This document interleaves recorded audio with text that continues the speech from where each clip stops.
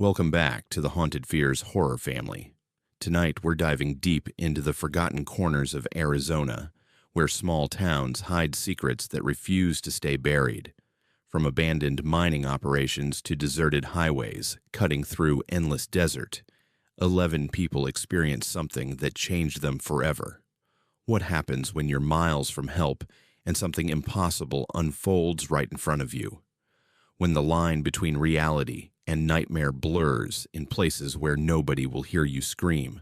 So turn off the lights, hit that subscribe button, and join the Haunted Fears horror family, because once you hear what happened in these towns, you'll never look at the desert the same way again. Let's begin. I still keep my old dispatch headset in a drawer, even though I can't bring myself to throw it away. Some nights, I swear I can still hear that voice crackling through the static, begging for help that came 70 years too late. My name is Thalia, and until 6 months ago, I worked the overnight dispatch shift for Copper Valley Logistics in Bisbee, Arizona. It wasn't glamorous work, but it paid decent, and someone had to keep track of the supply trucks running between the old mining operations scattered across Cochise County. Bisbee's one of those towns that tourists love during the day, all quirky art galleries and historic charm perched on the hillside. But at night, especially in the industrial section near Brewery Gulch, it becomes something else entirely. The old mining company buildings loom in the darkness, and you can hear the wind whistling through abandoned shafts that drop hundreds of feet into the earth. The dispatch office sat in a converted mining company headquarters from the 1940s. My supervisor, Dale, always joked that the building had more history than most museums. The walls were lined with vintage mining maps, faded photographs of miners covered in copper dust, and outdated safety posters warning about cave-ins and gas leaks. The fluorescent lights flickered constantly, and the whole place smelled like old paper and machine oil. During my shift, midnight to 8 in the morning, I was completely alone.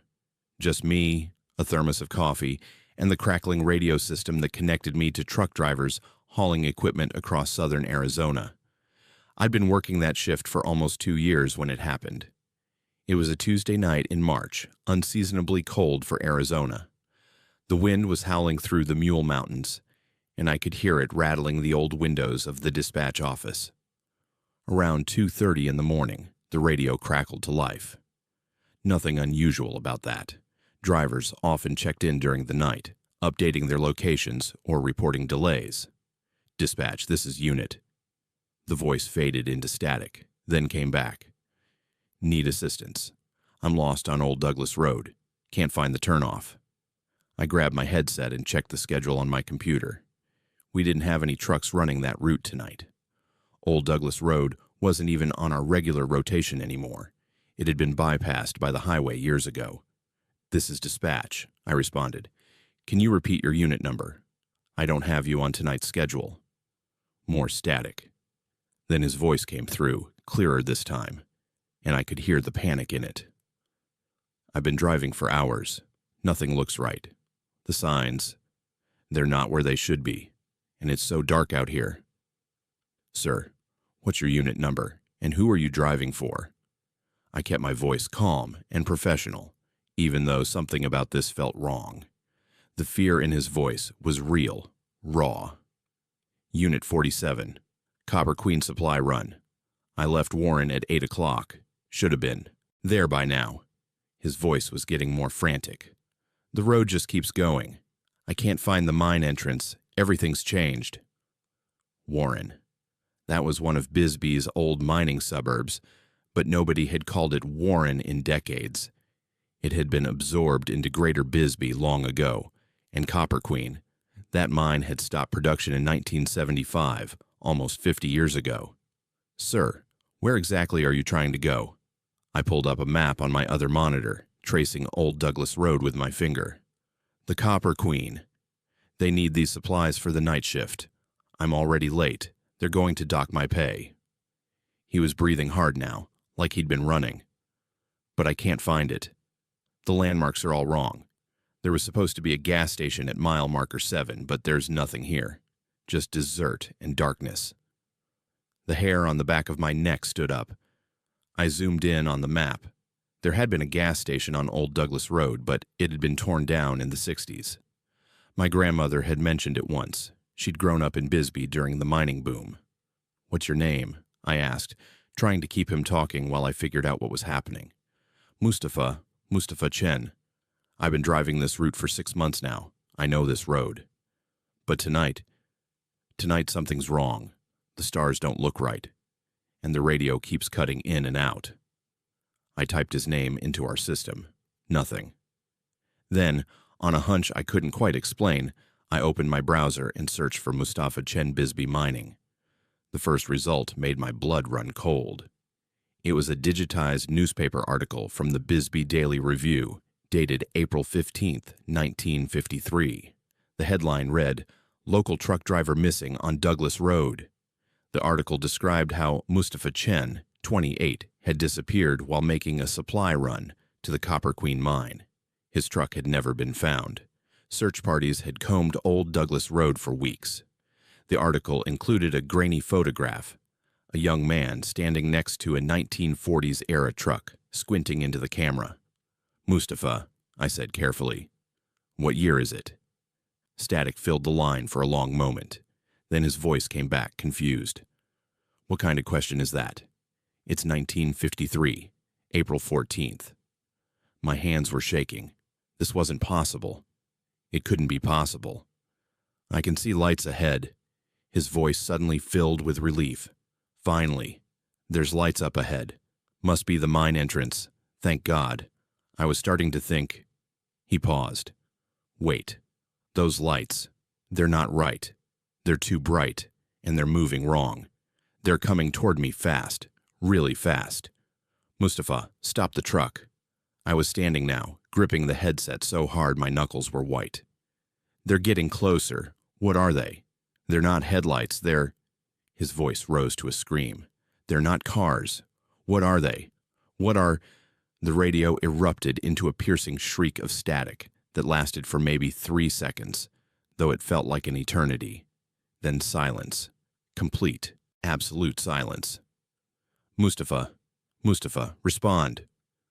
I was shouting into the headset now, frantically adjusting frequencies. "Unit 47, do you copy?" Nothing but the soft hiss of an empty channel. I tried calling for another 20 minutes, cycling through every frequency our system could access. My heart was pounding so hard I could hear it in my ears. Finally, I called Dale at home, waking him up.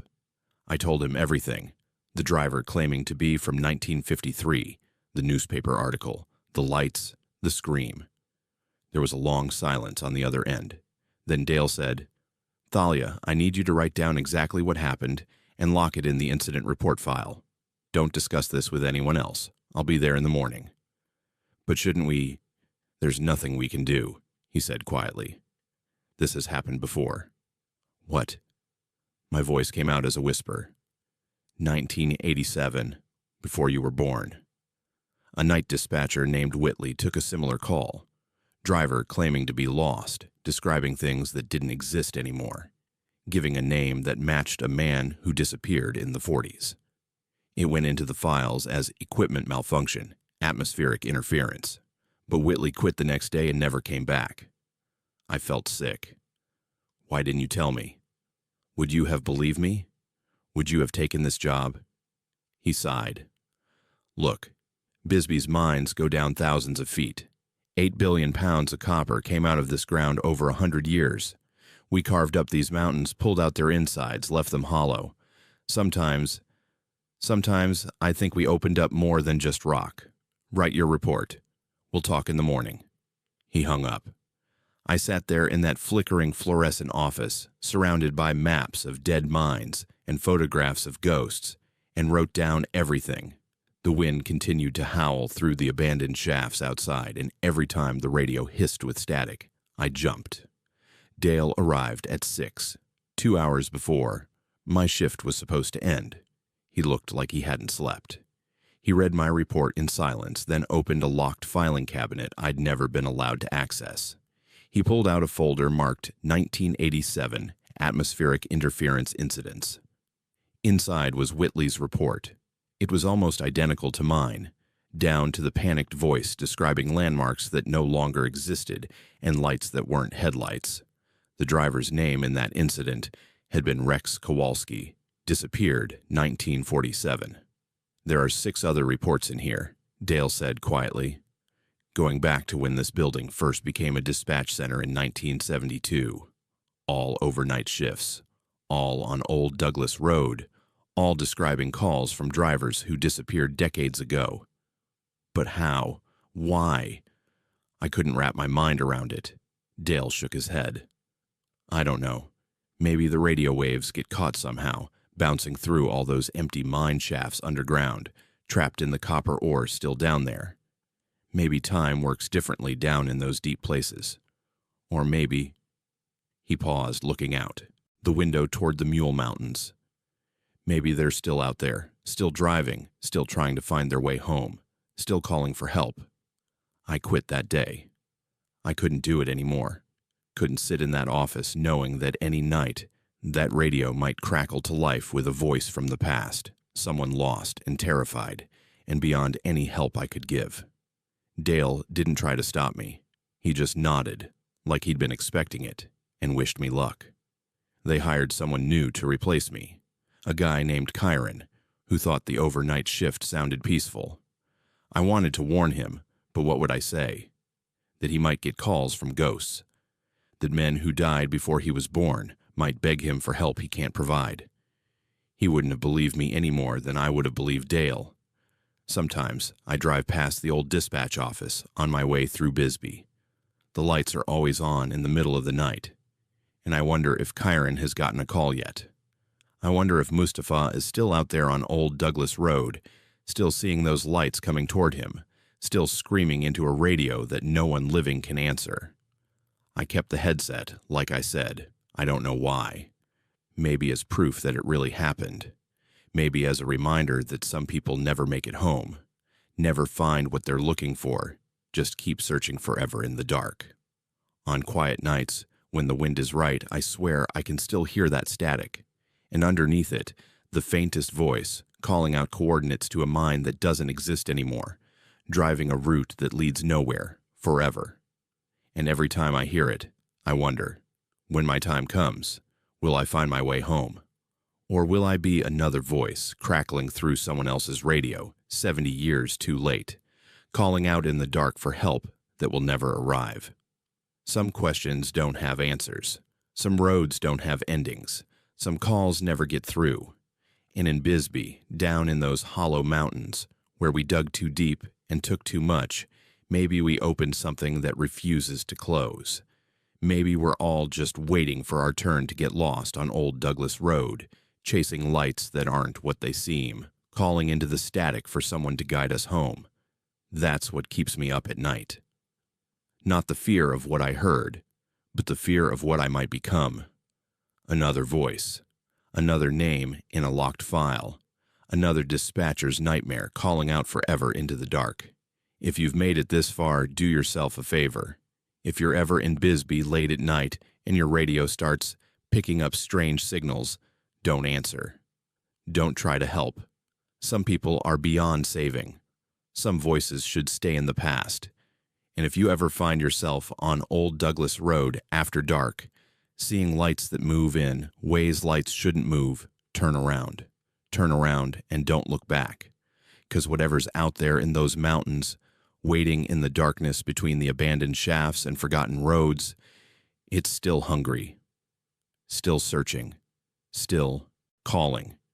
And if you're not careful, you might be the next one trying to find your way home through 70 years of static, your voice growing fainter with each call until you're nothing but interference on someone else's overnight shift, until you become another story that no one believes, another voice that no one can help. Make sure to subscribe to Haunted Fears and join our horror family, because we've got more stories from places where the past refuses to stay buried.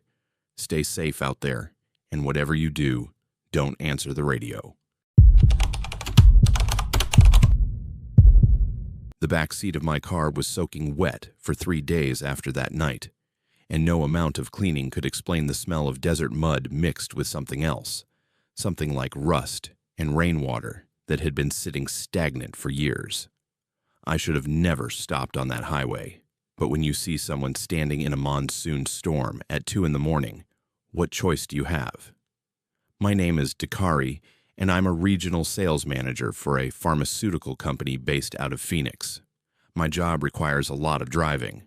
Sometimes I'm on the road 4 or 5 days a week, covering everything from Yuma to Flagstaff. I know Arizona highways better than I know my own neighborhood. I know which rest stops are safe, which small towns have decent coffee at odd hours, and which stretches of road to avoid when the weather turns bad. US 60 through Wickenburg has always been one of my regular routes. It's a straight shot, usually quiet, the kind of drive where you can put on a podcast and zone out for an hour. That night in late July, I was heading back to Phoenix from a client meeting in Prescott that had run way too late. I should have stayed overnight, but I was exhausted and just wanted to sleep in my own bed. The monsoon had rolled in around sunset. Those summer Arizona storms that come out of nowhere with walls of rain and lightning that turns the whole sky electric. The Weather Service had issued warnings, but I figured I could beat the worst of it. I was wrong. By the time I reached the Wickenburg area, the storm was at its peak. Rain was coming down so hard my wipers could barely keep up, even at full speed. The road ahead was just a blur of taillights and flashing yellow hazard signs. I slowed to about 40 miles per hour, gripping the steering wheel with both hands, my eyes straining to see the lane markers. Lightning cracked across the sky every few seconds, illuminating the desert landscape in brief, harsh flashes. Saguaro cacti standing like sentinels, mountains in the distance, the endless scrub brush that goes on for miles. That's when I saw her. She was standing on the shoulder of the highway, right at the edge of where my headlights reached. Just standing there, in the pouring rain, completely still, facing the road. No car nearby, no flashlight, nothing. Just a woman in what looked like a light-colored dress, her dark hair plastered to her head and shoulders, her arms hanging at her sides. My first instinct was to keep driving. Every horror movie, every true crime podcast, every news story about highway disappearances flashed through my mind. But then another flash of lightning lit up her face, and I saw her expression. Not threatening, not sinister, just lost, completely, utterly lost, and soaked to the bone. I slowed down, cursing myself even as I did it, and pulled onto the shoulder about 20 feet past her. I put my hazards on, grabbed my phone, and waited to see what she'd do. Through my rear-view mirror, I watched her turn and start walking toward my car. Not running, not hurrying, just walking with this strange measured pace that didn't match the urgency of standing in a monsoon storm in the middle of the night. When she reached my passenger side, she bent down to look through the window. Her face was pale, her eyes dark and shadowed. She lifted one hand and tapped on the glass, just once, very gently. I hesitated, every instinct screaming at me to drive away, but something about her stillness, her quietness, made me unlock the door. She opened it and slid into the passenger seat, bringing with her a gust of cold air and the overwhelming smell of wet earth. Water dripped from her hair and clothes onto my upholstery, forming an immediate puddle on the floor mat. "Thank you," she said quietly. Her voice was barely audible over the rain hammering on the roof. "I need to get to Constellation Road." "Constellation Road?" I tried to place it. "Is that in Wickenburg?" She nodded but didn't elaborate. She was shivering, her arms wrapped around herself. I turned up the heat even though it was July and the night outside was probably 70 degrees. "What were you doing out there?" I asked, pulling back onto the highway carefully.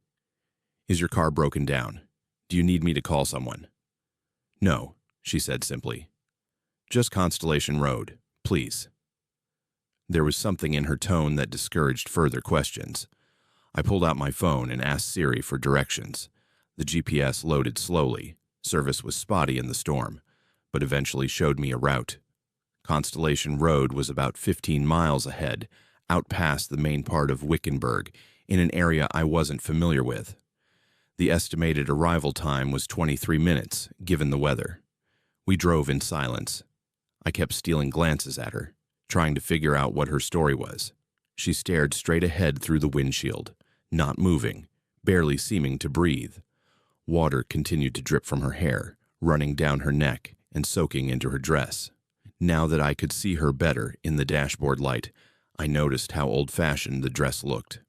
Not quite vintage, but definitely not contemporary. Simple, light blue, with a collar that buttoned at the neck. The kind of thing someone might wear in the 70s or 80s. "You're going to catch pneumonia," I said, trying to fill the uncomfortable silence. "We should stop somewhere, get you dried off. There's a gas station coming up." "No," she interrupted, still not looking at me. "Constellation Road." "Okay," I said slowly. "Is someone meeting you there? Family?" For the first time, she turned her head toward me. Her eyes caught the green glow of the dashboard, and I felt a chill run down my spine. There was something wrong with those eyes, not in an obvious way, but in a way I couldn't quite define.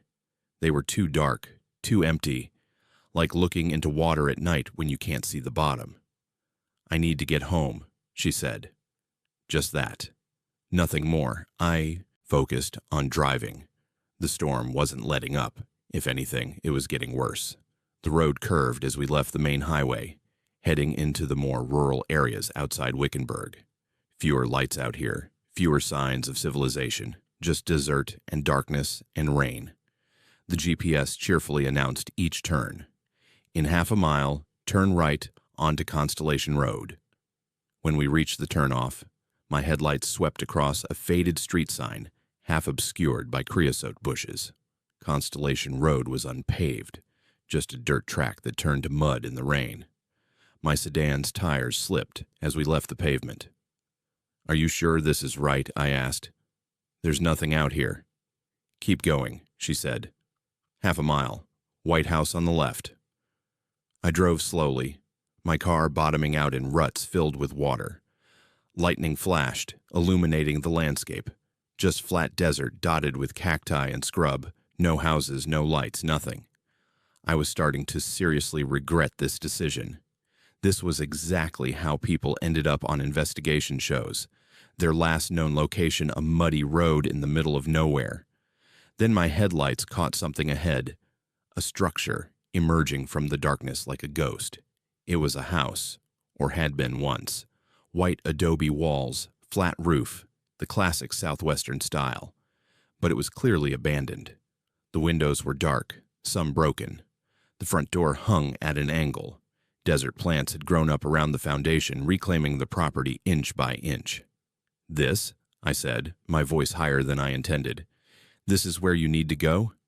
"Yes," she said. And before I could stop her, she opened the passenger door and stepped out into the rain. "Wait," I called after her. "You can't. There's no one here. This place is abandoned." But she was already walking toward the house with that same measured, unhurried pace. I watched her approach the broken door, watched her reach out and push it open, watched her disappear inside that dark, empty building. I sat there with my engine running, my hands frozen on the steering wheel. What was I supposed to do? Follow her into an abandoned house in the middle of a storm? Call the police and say what? That I gave a ride to a strange woman who walked into an empty building? I waited 5 minutes, then 10. No lights came on in the house, no movement. The rain continued to pour down, and lightning kept flashing, but there was no sign of her. Finally, I put the car in reverse and backed away carefully, my tires spinning in the mud. I got back to the paved highway as fast as that dirt road would allow, my heart pounding the entire time. I kept checking my rear-view mirror, half expecting to see her standing in the road behind me, but there was nothing. Just darkness and rain. When I got home to Phoenix around 4 in the morning, I was exhausted and shaken. I went straight to bed without even looking at my car. The next morning, Saturday, I slept until noon. When I finally went outside, the first thing I noticed was the smell, that weird mix of desert mud and something metallic, like old pennies. The passenger side floor mat was still soaking wet, even though it had been hours since the woman got out. I pulled up the mat and found the carpet underneath was also drenched, water squishing when I pressed on it. I spent the entire day cleaning my car. I used towels, a wet vac I borrowed from my neighbor, fabric cleaner, everything I could think of. But that smell wouldn't go away, and the passenger seat remained damp, like the water was seeping up from somewhere I couldn't reach. On Sunday, still bothered by the whole incident, I did what I probably should have done from the start. I researched Constellation Road. A Google search brought up mostly nothing. It was too small and remote to have much of an online presence. But when I searched Constellation Road Wickenburg accident and Constellation Road Wickenburg death, I started finding things. The first hit was a digitized newspaper article from the Arizona Republic, dated August 3rd, 2003, almost exactly 22 years ago. The headline read, "Woman dies in flash flood near Wickenburg." I clicked on it with trembling hands. The article described how Eliza Martinez, 34, had been driving home during a monsoon storm when her car was swept off Constellation Road by a flash flood. Her vehicle had been found 3 days later, half buried in mud, about a quarter mile from her house. Eliza's body was discovered still inside, drowned. The article included a photograph, a driver's license photo, of a woman with dark hair and a quiet, serious expression. It was her, the woman from my car. I was absolutely certain. I kept reading, finding more details in follow-up articles. Eliza had lived alone in the family property on Constellation Road, a house her grandparents had built in the 1950s. She worked as a night shift nurse at a hospital in Surprise, which explained why she'd been driving home so late. The flash flood had been sudden and severe. Witnesses said the water had risen from nothing to 3 feet deep in less than 5 minutes. She'd had no chance. After her death, the property had been abandoned. No other family members wanted to maintain a house that far out, where the person they loved had died. The desert had reclaimed it. I sat at my kitchen table staring at that photograph for hours. It was impossible, completely impossible. But I couldn't deny what I'd experienced. The wet seats in my car, the smell that wouldn't go away, the abandoned house that she'd walked into like she belonged there. On Monday, I called in sick to work. I drove back to Wickenburg in broad daylight, in perfect weather, and found Constellation Road again. It looked different in the sun, just a dusty dirt track leading into the desert. I followed it half a mile until I saw the house. In daylight, it looked even more derelict. The white adobe walls were crumbling. The roof had partially caved in. Graffiti marked one. Wall, teenagers probably looking for a place to party. I parked and walked up to the front door, which still hung at that broken angle. I didn't go inside. I wasn't that brave or stupid, but I looked through the doorway into the dark interior. I could see an old couch covered in dust and debris, some broken furniture, walls streaked with water damage and mold. "Eliza," I called out, feeling ridiculous. "Are you here?" Nothing. Just the wind blowing through the broken windows, making a low moaning sound. I walked around the property, looking for, I don't know what. Some explanation, some proof that I hadn't lost my mind. On the east side of the house, I found a small garden area that had gone completely wild.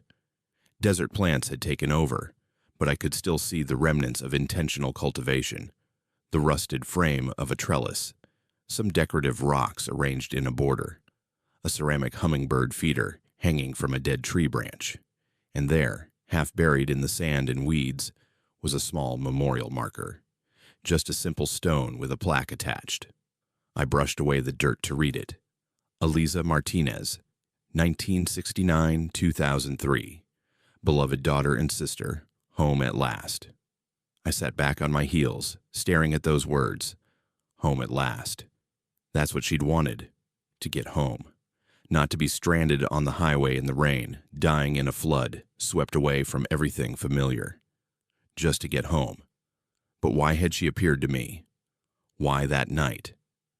I checked my phone's calendar. July 31st. I scrolled back through dates, counting. The original news article had been dated August 3rd, 2003, but it said she died during the weekend storms. I found an archive of weather reports from that year. The major monsoon that weekend had hit on July 31st, the anniversary. I'd picked her up on the exact anniversary of her death 22 years later. I drove back to Phoenix in a daze. Over the following days, I did more research, falling down a rabbit hole of paranormal highway encounters and anniversary hauntings. Apparently, it's a common phenomenon. Spirits returning to the place they died on the anniversary, trying to complete the journey they never finished. The Wickenburg area, with its long history of flash floods and highway accidents, had multiple stories like mine. People who picked up hitchhikers that vanished. Cars that appeared in rearview mirrors and then disappeared.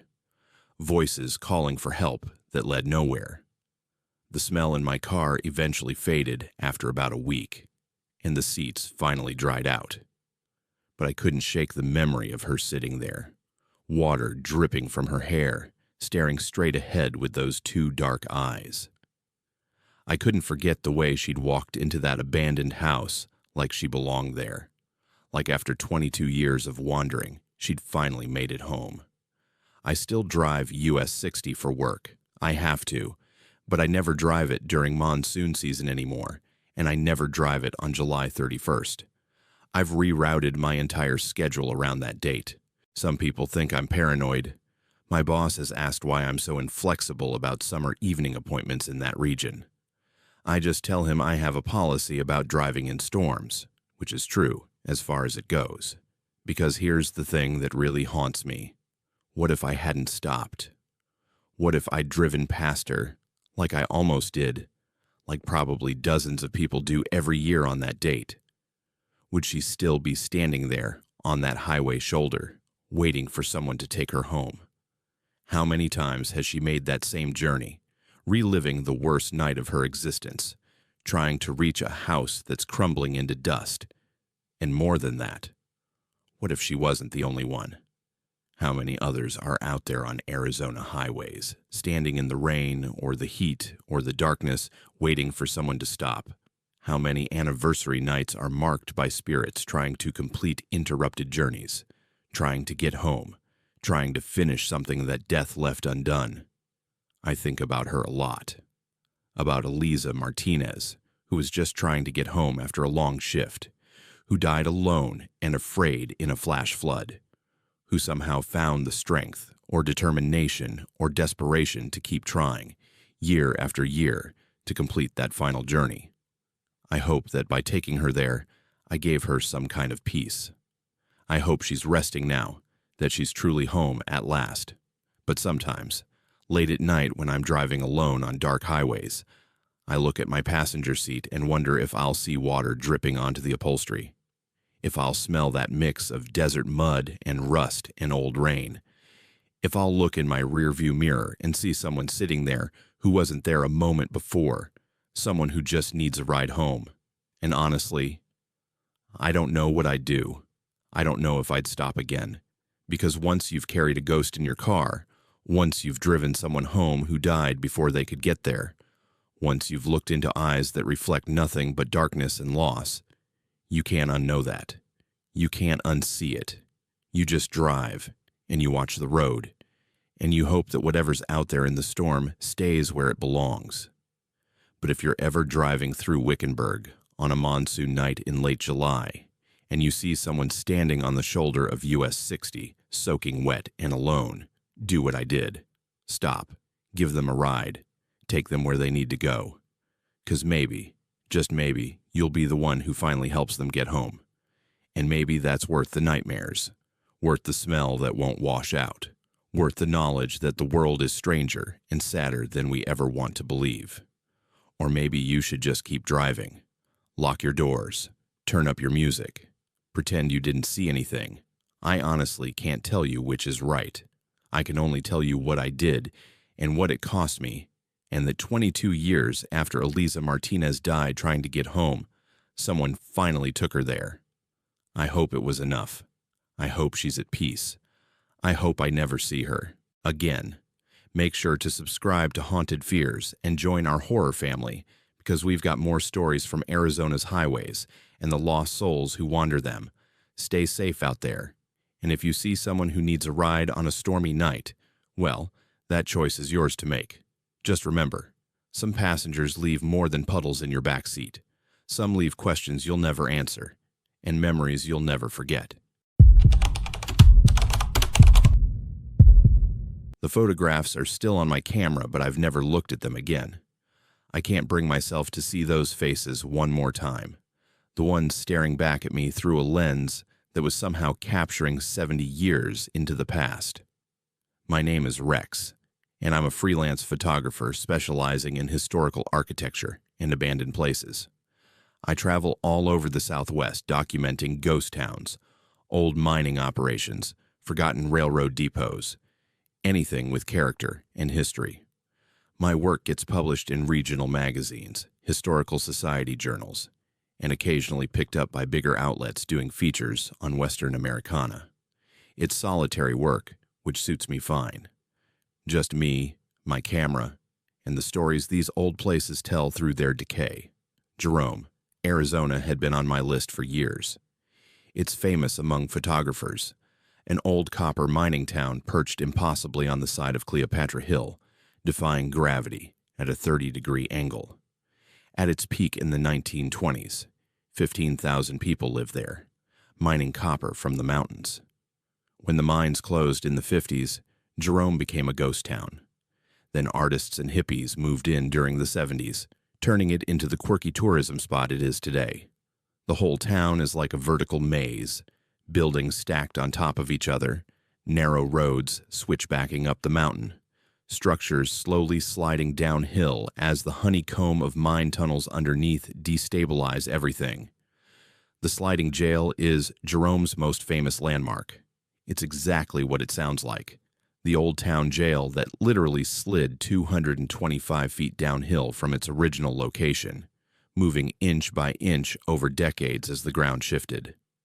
Now it sits at an odd angle on Hull Avenue, a quirky tourist attraction. During Jerome's boom years in the 20s, the town had a reputation for vice, violence, and lawlessness. That jail saw its share of dark days. I arrived in Jerome on a Thursday afternoon in October. The tourist crowds were thinning out as the day wore on, which was perfect for my purposes. I spent a few hours wandering the steep streets, shooting the art galleries and historic buildings, getting a feel for the place. As the sun started dropping toward the horizon, I made my way to the sliding jail. Golden hour, that magic time right before sunset when the light turns everything warm and beautiful, is when architectural photography really shines. The jail sat empty, cordoned off by a low chain-link fence that was more suggestion than barrier. It's not a large building, just a small concrete structure, maybe 20 by 30 feet, with barred windows and a heavy door. A historical marker out front explained its history and its gradual slide down the mountain. I walked around the perimeter, composing shots from different angles, watching how the setting sun hit the old concrete walls. That's when I noticed something strange. Looking at the building with my naked eye, it appeared exactly as it should. Weathered, empty, graffitied in places, windows dark and vacant. But when I raised my camera and looked through the viewfinder, I saw something different. Just for a second, barely long enough to register, I thought I saw movement inside one of the barred windows. A shadow, maybe, or a trick of the light. I lowered the camera and stared at the window directly. Nothing. Just darkness beyond the bars.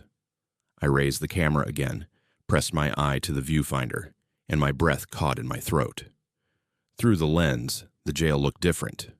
The concrete walls appeared newer, lighter in color, less weathered.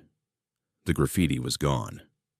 And in the window, the same window I'd just been looking at, stood a man. He was wearing clothes from another era, a collarless shirt, suspenders, what looked like work pants. His face was gaunt, hollow-eyed, and he was staring directly at me, directly at the camera. His mouth was moving like he was shouting something, but I couldn't hear any sound. I jerked the camera away from my face, my hand shaking. The jail looked normal again, empty, old, weathered. I stood there for a long moment, breathing hard, trying to make sense of what I'd just seen. Heat shimmer, maybe? Some kind of optical illusion created by the angle of the sun through my lens. I'm not a superstitious person. I've photographed hundreds of abandoned buildings, old prisons, supposedly haunted locations. Never once have I seen anything that couldn't be explained by natural phenomena or overactive imagination. But I'm also thorough. I raised the camera again, telling myself I was being scientific, gathering evidence. The moment I looked through the viewfinder, my stomach dropped. The man was still there, but now he wasn't alone. There were others, 3, 4, maybe more, crowded around the barred windows. All of them wearing period clothing from the 1920s era.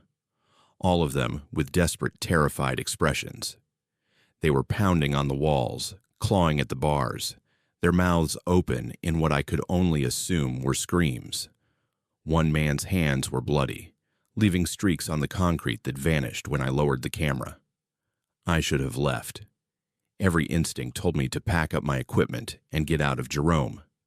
But photographers are curious by nature, and I was seeing something impossible, something that defied everything I understood about light and optics and reality. I needed to understand it. I needed to document it. I started taking pictures. Through the viewfinder, I could see them clearly. These men from another time, trapped behind bars, exhibiting pure terror. But terror of what? They weren't looking at me anymore. They were looking at something else, something inside the jail with them, something I couldn't see from my angle. I moved around the building, shooting from different positions. The western side had a door, reinforced, industrial, also barred. Through my camera lens, I could see it was open, and darkness pooled beyond it. Not natural darkness, but something thick and absolute, like the entrance to a cave that drops straight down into nothing. The prisoners were backing away from that doorway, pressed against the opposite wall, their faces contorted in absolute horror. That's when I saw him in my frame, a figure emerging from that unnatural darkness. He was bigger than the others, wearing what looked like a guard's uniform from the era. But something was wrong with him. His proportions were off, his limbs too long, his head tilted at an angle that necks don't bend. He moved with this jerking, puppet-like motion, reaching toward the trapped men. I took the shot. The shutter clicked, and the moment I did, the figure's head snapped toward me, toward the camera. Even though 70 years separated us, even though what I was seeing couldn't possibly be real, I felt his gaze lock onto me. His face, what I could see of it, was wrong. All wrong. The features were there, but arranged like someone who'd never actually seen a human face before, trying to assemble one from memory. I lowered the camera and ran. I didn't pack my equipment carefully, didn't take my time. I just grabbed my bag and moved, walking quickly down Hull Avenue toward where I'd parked my car. My heart was hammering, my hands were shaking, and I kept glancing back over my shoulder, expecting to see that impossible figure following me down the street. When I reached my car, I threw my equipment in the back and sat in the driver's seat, trying to calm down. The rational part of my brain was screaming that this had to be some kind of breakdown, that stress or altitude or something had caused a hallucination. But I had pictures. I had documentation. I could prove what I'd seen. I pulled out my camera and scrolled through the images I'd just taken, my hands still trembling. The first few shots showed the jail exactly as it appeared in reality, old, weathered, empty. Then the images changed. In the photographs, I could see them. The prisoners, the terror on their faces, the bloody handprints, the darkness beyond the door. And in the last shot, that figure with the wrong proportions, its face turned toward the camera, its too long arm reaching out of the frame as if it could reach through the photograph itself. I zoomed in on one prisoner's face, the first man I'd seen. His expression of absolute terror was captured in crystal clarity, but it was his eyes that made me understand. He wasn't just afraid.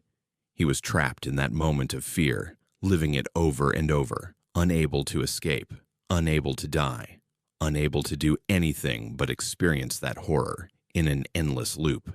I spent that night in a motel in Cottonwood, about 15 miles from Jerome. I didn't sleep. I couldn't stop staring at those photographs, trying to process what I'd captured. But I didn't research anything. I didn't look up the jail's history or search for explanations online. Something inside me knew that finding rational answers wouldn't help. It would only make things worse. Some experiences exist outside the realm of historical records and logical explanations. Instead, I just sat there with my camera, scrolling through those impossible images, watching the terror on those men's faces, seeing that thing with the wrong proportions reaching toward them.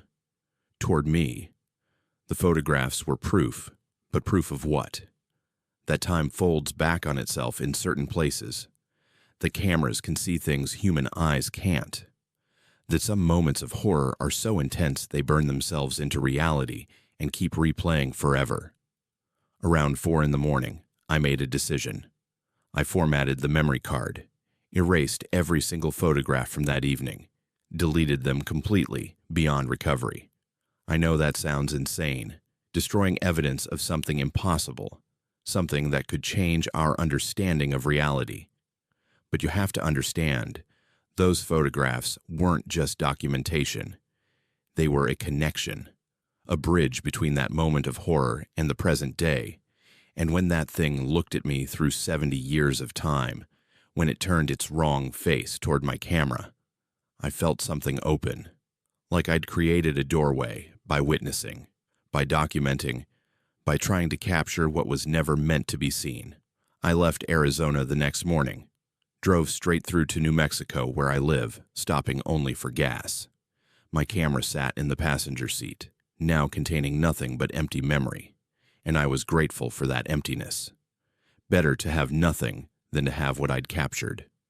For weeks afterward, I couldn't shake the feeling that I was being watched. Not constantly, but in moments. When I was alone in my darkroom, when I was shooting an abandoned building at dusk, when I looked through my viewfinder at any old structure, I'd feel it. That attention, that gaze from somewhere else, somewhere outside of normal time and space. The thing I'd seen in Jerome, the thing wearing a guard's uniform like a costume, had noticed me. And part of me wondered if deleting those photographs had been enough, or if the act of witnessing, the act of looking through that lens at that specific moment, had permanently connected me to that pocket of eternal horror. I still do photography. I still document abandoned places. But I've changed how I work. I never shoot at golden hour anymore. That magic light that makes everything beautiful but also, apparently, thins the veil between past and present. I never look through a viewfinder at historical sites, only at the digital screen on the back of my camera. And I never, ever point my lens at Jerome's sliding jail. That building can keep its secrets, its trapped souls, its impossible horrors. The worst part is knowing I'm not the first person to see this. Jerome is crawling with photographers every single day, all of them chasing that perfect shot of the famous sliding jail. How many others have looked through their cameras at sunset and seen something they shouldn't? How many have captured images they immediately deleted? How many have felt that things' attention fix on them and spent the rest of their lives wondering if they're truly alone when they lift a camera to their eye? I think about those men often.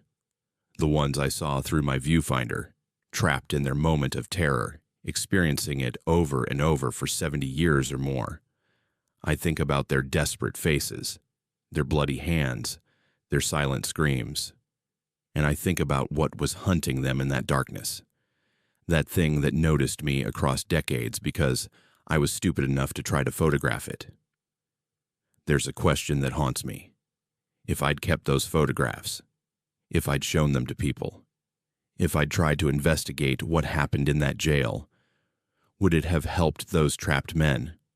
Or would it have just given that thing more witnesses, more eyes to look through, more doorways into the present. I'll never know. I made my choice to delete everything, to sever that connection as completely as I could, but sometimes, when I'm falling asleep, I see them. Those faces from the viewfinder. And sometimes, behind them in the darkness, I see that figure with the wrong proportions. Its head tilted at that impossible angle, its two long arms reaching, and it's getting closer to the camera. Closer to the barrier between their time and ours. Closer to breaking through. That jail is still sliding down the mountain, still moving inch by inch, year by year. Eventually it'll collapse completely. When it does, when those walls finally crumble into rubble, what happens to the horror trapped inside? Does it disperse into the desert wind? Does it end? Or does it just spread out, uncontained, seeping into Jerome like poison? I don't know. I won't go back to find out. All I know is that my camera showed me something I was never meant to see, and even though I destroyed the evidence, I can't destroy the memory. Those men are still there, still trapped, still dying over and over in an endless loop of terror, and that thing is still there with them, still feeding on their fear, still wearing its human disguise like something that learned about people from a book but never actually met one. If you ever visit Jerome, enjoy the art galleries and the stunning views and the quirky mountain town charm. Take your photographs during the day when the sun is high and everything is clear and simple. But do me a favor. Don't point your camera at the sliding jail at sunset. Don't try to capture that golden hour light on those old concrete walls, because some things are better left unseen, and some moments should stay trapped in their own time. And if you're not careful, if you look at just the right angle at just the right time, you might become part of what you're trying to photograph. You might create a connection that can't be broken, and you might spend the rest of your life wondering what's watching you from the other side of your viewfinder. Make sure to subscribe to Haunted Fears and join our horror family, because we've got more stories about places where cameras capture more than light, where the past bleeds through into the present, and where some images are too dangerous to keep. Keep your lenses pointed at the living world. Some scenes aren't meant to be photographed. Some moments aren't meant to be witnessed. And some things 3 days of my life are just gone, and the burns on my forearms won't heal right no matter what doctors do. The worst part isn't the missing time or the scars. It's knowing that something happened to me out there in those ponderosa pines, and I'll never understand what. My name is Waylon, and I'm what you'd call an outdoors enthusiast. Not a professional guide or anything like that, just someone who spends every free moment camping, hiking, fishing, anything to get away from the noise and stress of regular life. I work construction in Phoenix, and the heat and concrete and constant noise wear on you after a while. So every chance I get, I load up my truck and head north to the high country around Payson, where the ponderosa forests stretch for miles, and you can go days without seeing another person. That's exactly what I was doing in early September. I'd gotten a week off between projects, and I immediately planned a solo camping trip. I've done this dozens of times. I know how to be safe, how to navigate, how to handle myself in the backcountry. I'm not some weekend warrior who gets lost 5 minutes off the trail. I've been camping in Arizona's high country since I was a kid with my grandfather. These forests are like a second home to me. I took Forest Service Road 64, a dirt track that winds deep into the Tonto National Forest outside Payson. It's a beautiful area. Tall ponderosa pines, high elevation at about 7,000 feet, cool even in September.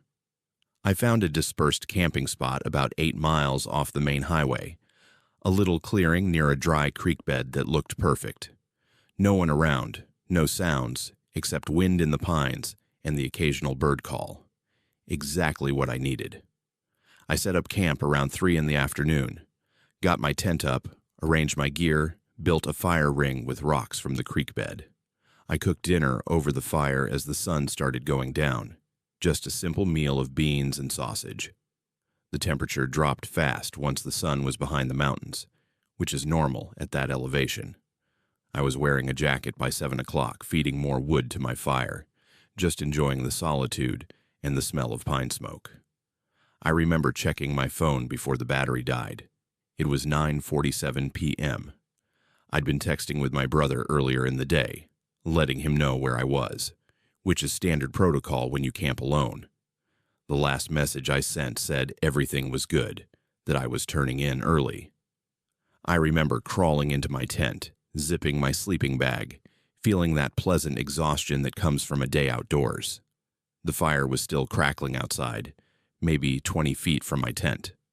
I could see the orange glow through the tent fabric. Then I woke up. Except when I opened my eyes, something was immediately wrong. I was still in my sleeping bag, still in my tent, but everything felt off. The first thing I noticed was the silence. Complete, absolute silence. No wind in the trees, no insects, no birds, nothing. If you've ever been in a forest, you know it's never truly quiet. There's always some sound, some rustle, some distant crack of a branch. But this was like someone had hit a mute button on the entire world. The second thing I noticed was the cold. Not the normal nighttime mountain cold, but a deep, penetrating chill that seemed to come from the ground itself. I could see my breath inside my tent, which shouldn't have been possible. It wasn't that cold when I'd gone to sleep. I sat up in my sleeping bag and checked my watch. It was 2:13 a.m. I'd been asleep for maybe 4 hours. But something felt wrong about that, too. The quality of darkness outside my tent was strange. Too dark. Too absolute. Usually there's ambient light even in the backcountry, starlight, moonlight, something. But this darkness seemed to press against my tent fabric like it had weight. I unzipped my tent and looked outside. My fire was cold. Not dying embers, not fading coals, cold. Completely cold, like it had been out for hours. The wood I'd been burning was now just ash, and when I touched the fire ring rocks, they were ice cold. That's not possible. A fire that size should stay hot for hours, even after the flames die. I grabbed my flashlight and turned it on. The beam seemed weak, like it was being absorbed by the darkness instead of cutting through it. I stood up and walked toward where my truck was parked, maybe 50 yards from my tent. Every step felt wrong. The pine needles under my boots didn't make their normal crunching sound. The air felt thick, resistant, like I was moving through something denser than it should be. That's when I realized my watch was wrong. I looked at it again. 2:13 a.m. I watched the second hand. It wasn't moving. The watch was frozen at 2:13, but I could feel time passing. I could feel seconds ticking by in my head, but the watch face stayed locked at that same moment. I pulled out my phone. Dead battery, which made sense. Except when I pressed the power button, it flickered on for just a second and I saw the screen, 2:13 a.m. Then it died again. The silence was becoming oppressive. I wanted to call out, to make some noise, to break that awful quiet, but something instinctual stopped me. Some deep survival instinct that said, don't. Don't make a sound. Don't let whatever is out here know you're awake.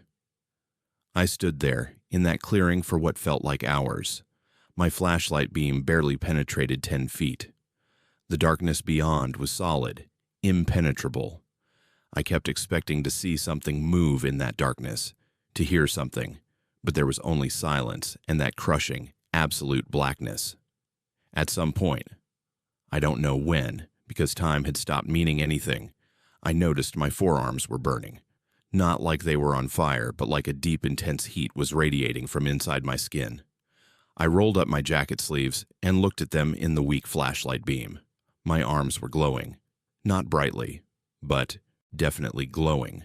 A faint greenish light was emanating from my skin, and I could see what looked like branching patterns like lightning or tree roots spreading across my forearms.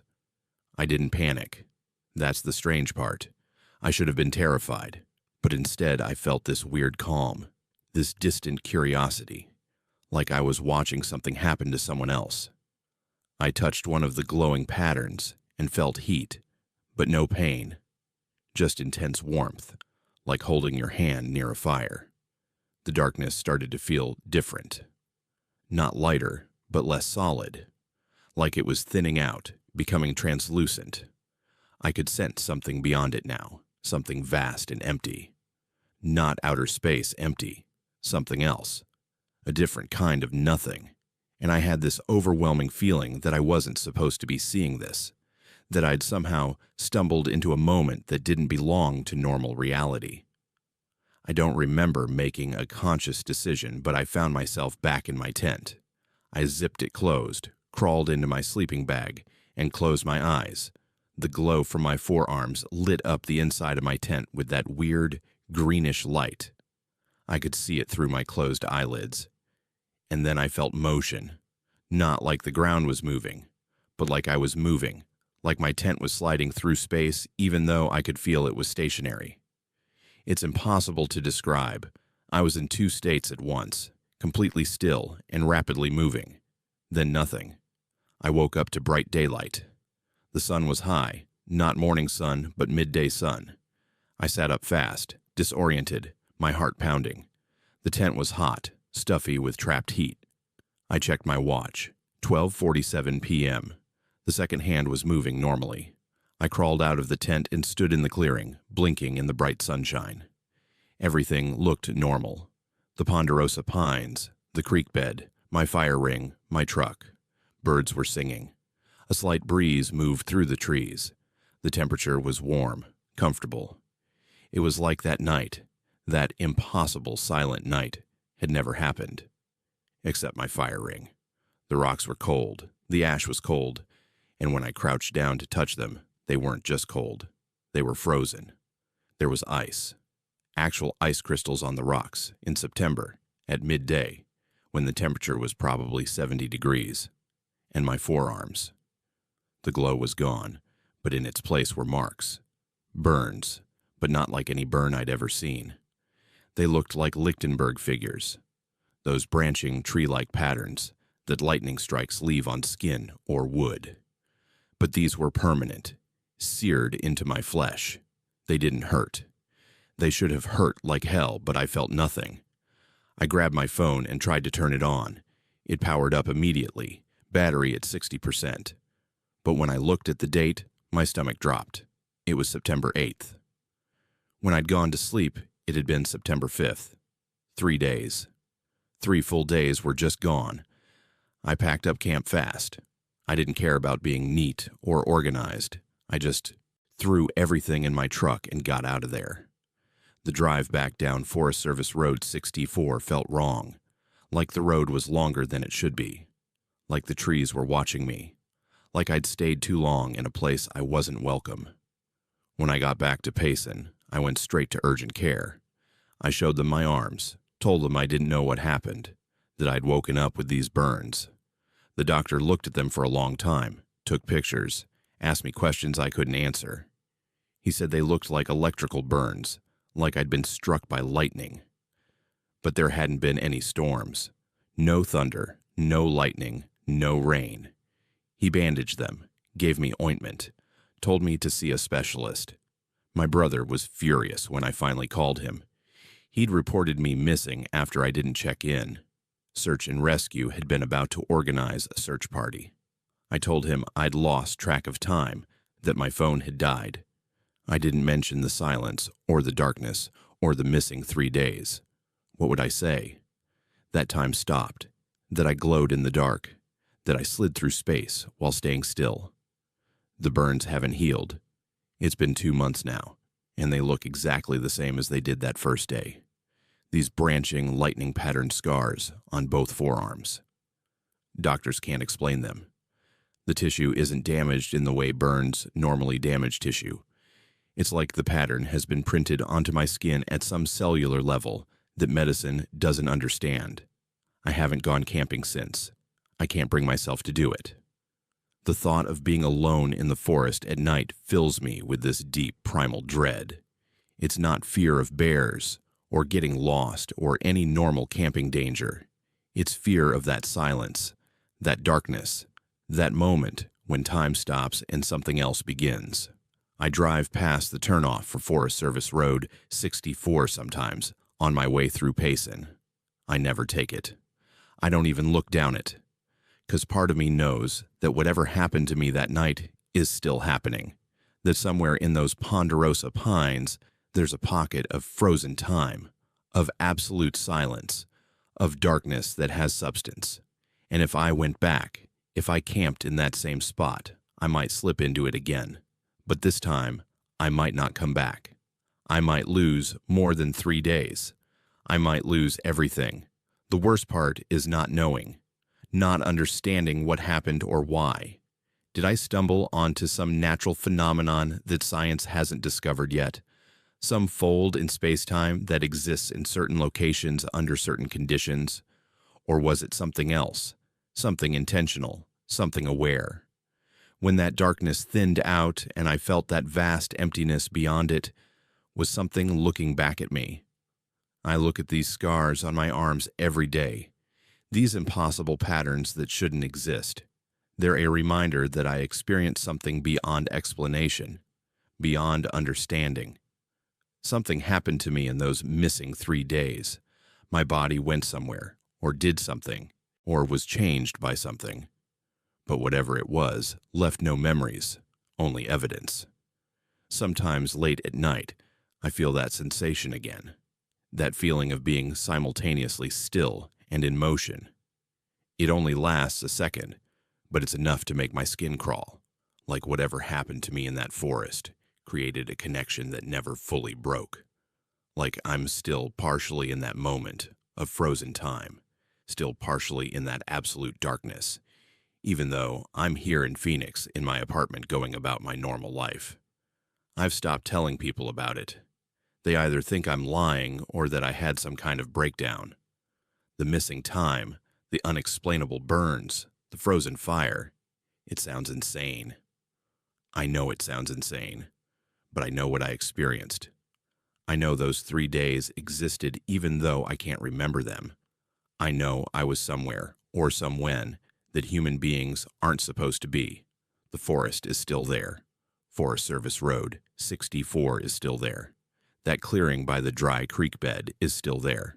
And whatever exists in that spot when the conditions are right, when time hiccups and darkness becomes solid and silence becomes absolute, that's still there too, waiting for the next person who camps in the wrong place at the wrong moment. The next person who will wake up to find time has stopped, and their fire has gone cold, and their skin has started to glow with patterns that shouldn't exist. I got lucky. I came back. 3 days is a small price to pay for whatever I stumbled into. But these scars remind me that luck runs out, that some places in Arizona's high country exist in more than 3 dimensions, that the forest holds spaces between spaces where normal rules don't apply, and that if you're not careful, if you camp in the wrong clearing, if you wake at the wrong moment, you might slip through into something else entirely. Make sure to subscribe to Haunted Fears and join our horror family, because we've got more stories about places where time doesn't work right and moments that swallow people whole. Stay on marked trails, camp in established sites, and if you ever wake up to absolute silence and a cold fire and time that won't move, close your eyes and pray you come back with only scars to show for it. I should have listened when the antique dealer practically begged me not to buy it. But the mirror was perfect for our apartment, and the price was too good to pass up, until I realized why he was so desperate to get rid of it. My name is Isel, and my girlfriend Avery and I had driven down to Tombstone for a weekend getaway in late October. We're both in our mid-20s, living in Tucson, just looking for a fun road trip to one of those touristy Old West towns. Tombstone's got that whole gunfight, the OK Corral thing going on. Actors in period costumes, saloons serving sarsaparilla, historical reenactments. It's cheesy but entertaining, and we needed a break from our regular routine. We spent Saturday walking Allen Street, checking out the shops, watching the stage shootouts, taking selfies in front of the famous landmarks. Around 4 in the afternoon, We wandered into this antique store tucked between a souvenir shop and an old saloon. The place was called Yesterday's Treasures, or something equally generic. It was crammed floor to ceiling with Victorian furniture, mining equipment, old photographs, the kind of clutter you'd expect in a tombstone antique store. That's where Avery spotted the mirror. It was leaning against the back wall, partially hidden behind a wardrobe. This massive, ornate thing with an intricately carved wooden frame. The frame had these elaborate details: roses, vines, what looked like angels or cherubs in the corners. The glass itself was old, slightly warped, with that cloudy quality antique mirrors get. It was easily 6 feet tall and 4 feet wide. "Oh my God, Isael, look at this." Avery was already walking toward it, her eyes lit up the way they get when she finds something she loves. "This would be perfect for the bedroom. Look at that frame." I had to admit it was beautiful. Heavy, solid wood, genuine craftsmanship from an era when people actually cared about making things well. We'd been talking about getting a full-length mirror for our apartment, and this definitely beat the cheap IKEA options we'd been considering. The shop owner appeared almost immediately, a thin man in his 60s with gray hair and tired eyes. The moment he saw us looking at the mirror, his expression changed. Not quite fear, but something close to it. Anxiety, maybe. Reluctance. "That piece isn't really for sale," he said quickly, moving toward us like he wanted to position himself between us and the mirror. "The price tag says $300, Avery pointed out, gesturing to the yellowed tag tied to the frame. That's old. I forgot to remove it. The mirror's not available." His voice was tight, strained. Avery and I exchanged glances. This was weird. Why would an antique dealer refuse to sell a piece that was clearly marked for sale? "Is there something wrong with it?" I asked. "Is the glass cracked or something?" "No, it's just—" He rubbed his face with both hands, and I noticed his fingers were trembling slightly. "Look, I'll be honest with you. That mirror has been in my shop for 8 years. 4 different people have bought it. All 4 have brought it back within a week. One woman brought it back after 2 days and wouldn't even come inside the shop. She left it on the sidewalk and drove away." "Why?" Avery asked, though I could see she was already less interested. She's practical about stuff like this. The dealer shook his head. They all said the same thing, that the reflection was wrong, that they saw things in it that shouldn't be there. Now, I don't believe in haunted objects or any of that nonsense, but I also don't want the hassle of people returning merchandise and demanding refunds, so I've stopped trying to sell it." "Things like what?" I pressed. I was curious now, and honestly, the whole haunted mirror spiel sounded like small-town superstition. Movement that doesn't match what they're doing, shadows that shouldn't exist, rooms that look different in the reflection than they do in reality. He said it matter-of-factly, like he was reciting a list he'd heard too many times. One man claimed he saw himself in the mirror, but the reflection was acting independently, moving on its own, mouthing words he wasn't saying. Avery laughed. "That's ridiculous. Mirrors don't work that way. It's physics, light and reflection." "I'm just telling you what they told me," the dealer said defensively. "I'm not saying I believe it, but I've learned my lesson. The mirror stays." That should have been the end of it. We should have thanked him for his honesty and moved on to look at something else. But Avery's a skeptic to her core, and I think the dealer's refusal to sell actually made her want it more. Some kind of reverse psychology. $200 cash, she said suddenly. "Right now. No returns, no refunds. We'll sign whatever waiver you want." The dealer stared at her for a long moment. I could see him calculating, weighing his desire to finally get rid of this thing against his conscience. Money won. $250, and I'll help you load it in your car. You sign a form stating you're aware of its history, and you won't be returning it or leaving it on my sidewalk. 20 minutes later, we'd loaded the mirror into the back of my SUV, and were driving back to Tucson with our prize. Avery was thrilled. I was ambivalent. The dealer had looked relieved to see us go, which I found more unsettling than any story about haunted reflections. We got back to our apartment around 8 that evening. It took both of us and our neighbor Jeremiah's to wrestle the mirror up the stairs and into our bedroom. We positioned it against the wall opposite our bed, stepped back, and admired it. It really was stunning. The ornate frame caught the lamplight beautifully, and despite its age, the mirror's reflection was clear enough. "See," Avery said, wrapping her arms around my waist. "It's perfect, and not haunted. Just an old man's superstition and some previous buyers with overactive imaginations." I wanted to agree with her. I really did. That first night, nothing happened. We went to bed around midnight, and I barely thought about the mirror. I woke up once around 3 a.m. to use the bathroom, and when I came back, I glanced at the mirror out of habit. Just saw our dark bedroom reflected back at me, the vague shapes of furniture in the dimness. Nothing unusual. The second night, Tuesday, I started noticing small things. I'd be getting dressed for work, looking in the mirror, and I'd catch movement in my peripheral vision. Just a flicker, like a shadow passing. But when I'd turn my head to look directly, there'd be nothing there. It happened 3 or 4 times that morning, always at the edge of my vision, always gone when I focused on it. "You seeing anything weird in that mirror?" I asked Avery over breakfast. "Like what?" "I don't know. Movement. Shadows." She gave me a look. "Don't tell me you're buying into that haunted mirror story. It's old glass as a L. Sometimes antique mirrors have imperfections that create optical illusions." She was probably right. I dropped it. Wednesday night is when things got worse. I woke up around 2 a.m. No particular reason, just one of those random middle-of-the-night wakings. The bedroom was dark except for the streetlight filtering through our curtains, casting a dim orange glow across everything. I was lying on my side facing the mirror, and in that half-awake state, I was just staring at it absently. Then I realized what I was seeing.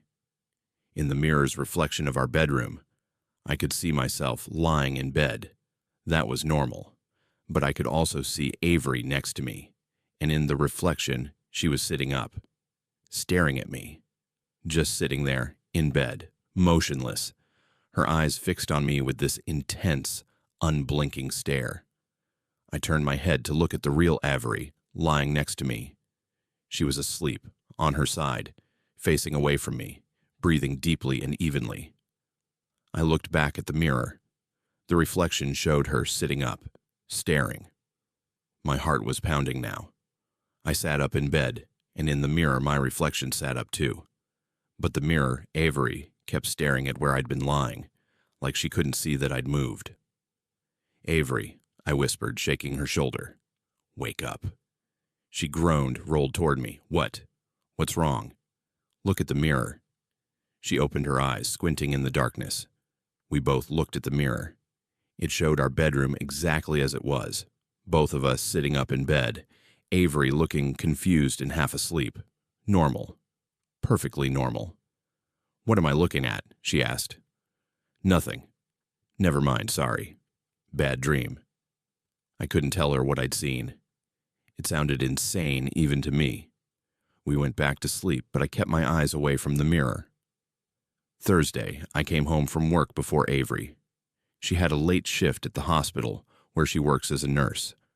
I was in the bedroom changing out of my work clothes when I glanced at the mirror, and froze. In the reflection, our bedroom looked different. Not drastically different, but wrong in small ways. The bed was made, but with different sheets. White instead of the blue ones we actually had on it. The lamp on the nightstand was on a different side, and there was a framed photograph on the dresser that we didn't own, showing 2 people I didn't recognize. I turned around to look at the actual room. Everything was normal. Blue sheets, lamp in the right place, no strange photograph. I looked back at the mirror. Now it showed the room correctly. I pulled out my phone and took a picture of the mirror. When I looked at the photo on my phone screen, the mirror showed our normal bedroom. No discrepancies. I took 5 more pictures from different angles. All normal. But I knew what I'd seen. The room had been different in the reflection, and then it had corrected itself.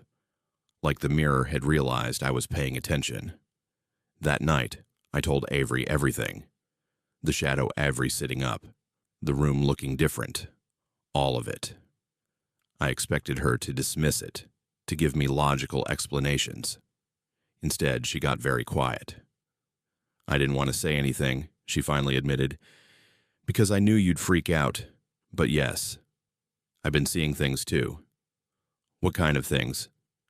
Yesterday morning, I was doing my makeup at the mirror, and I looked up and saw you standing in the doorway behind me, watching me. But when I turned around, you weren't there. You'd already left for work. We sat on the bed, both staring at the mirror, which now reflected us perfectly normally. That dealer tried to warn us, I said. So what do? Take it back. He won't accept returns. We get rid of it. Take it to Goodwill. Dump it somewhere. I don't care. It needs to leave this apartment. Avery nodded. First thing tomorrow. But that night, Thursday night, is when everything went wrong. I woke up at 2:47 a.m. and I immediately knew something was off. The room was cold, much colder than it should have been, and there was light coming from somewhere, a faint bluish glow that made everything look washed out and strange. The light was coming from the mirror. I sat up slowly, my breath visible in the cold air. Avery was still asleep beside me, curled under the blankets. In the mirror, I could see our bedroom, but it wasn't our bedroom. It was similar, but everything was slightly wrong. Furniture in different positions, different items on the shelves, different pictures on the walls. And in the mirror, I could see myself, my reflection. But I wasn't sitting up in bed like I actually was. In the mirror, I was standing next to the bed, just standing there, in my sleep clothes, staring down at where Avery was sleeping. My reflection's face was wrong. The expression was wrong. The angle of my head was wrong. The way I was standing was wrong. It didn't move like me. It didn't look like me looking at myself. It looked like something else had put on my face and was wearing it badly. And then, as I watched in paralyzed horror, my reflection bent down toward the sleeping mirror, Avery. Its hands, my hands, reached toward her throat. I lunged out of bed, away from the mirror, and grabbed Avery's shoulder. Wake up, wake up! She jerked awake, gasping. What? What's happening? I pointed at the mirror, but it showed only our bedroom, both of us awake now, me standing beside the bed, Avery sitting up looking confused. Normal, completely normal. We're getting rid of it right now, I said. I don't care that it's 3 a.m, right now. We both got dressed without looking at the mirror. We kept our backs to it while we pulled on clothes, but I could feel it behind us. Could feel its attention, if that makes any sense. Like it was watching us, waiting to see what we'd do. We can't move it by ourselves, Avery said. It took 3 people to get it up here. Then we'll break it, smash it, cover it up, something. We pulled a bedsheet off the bed and threw it over the mirror, covering it completely.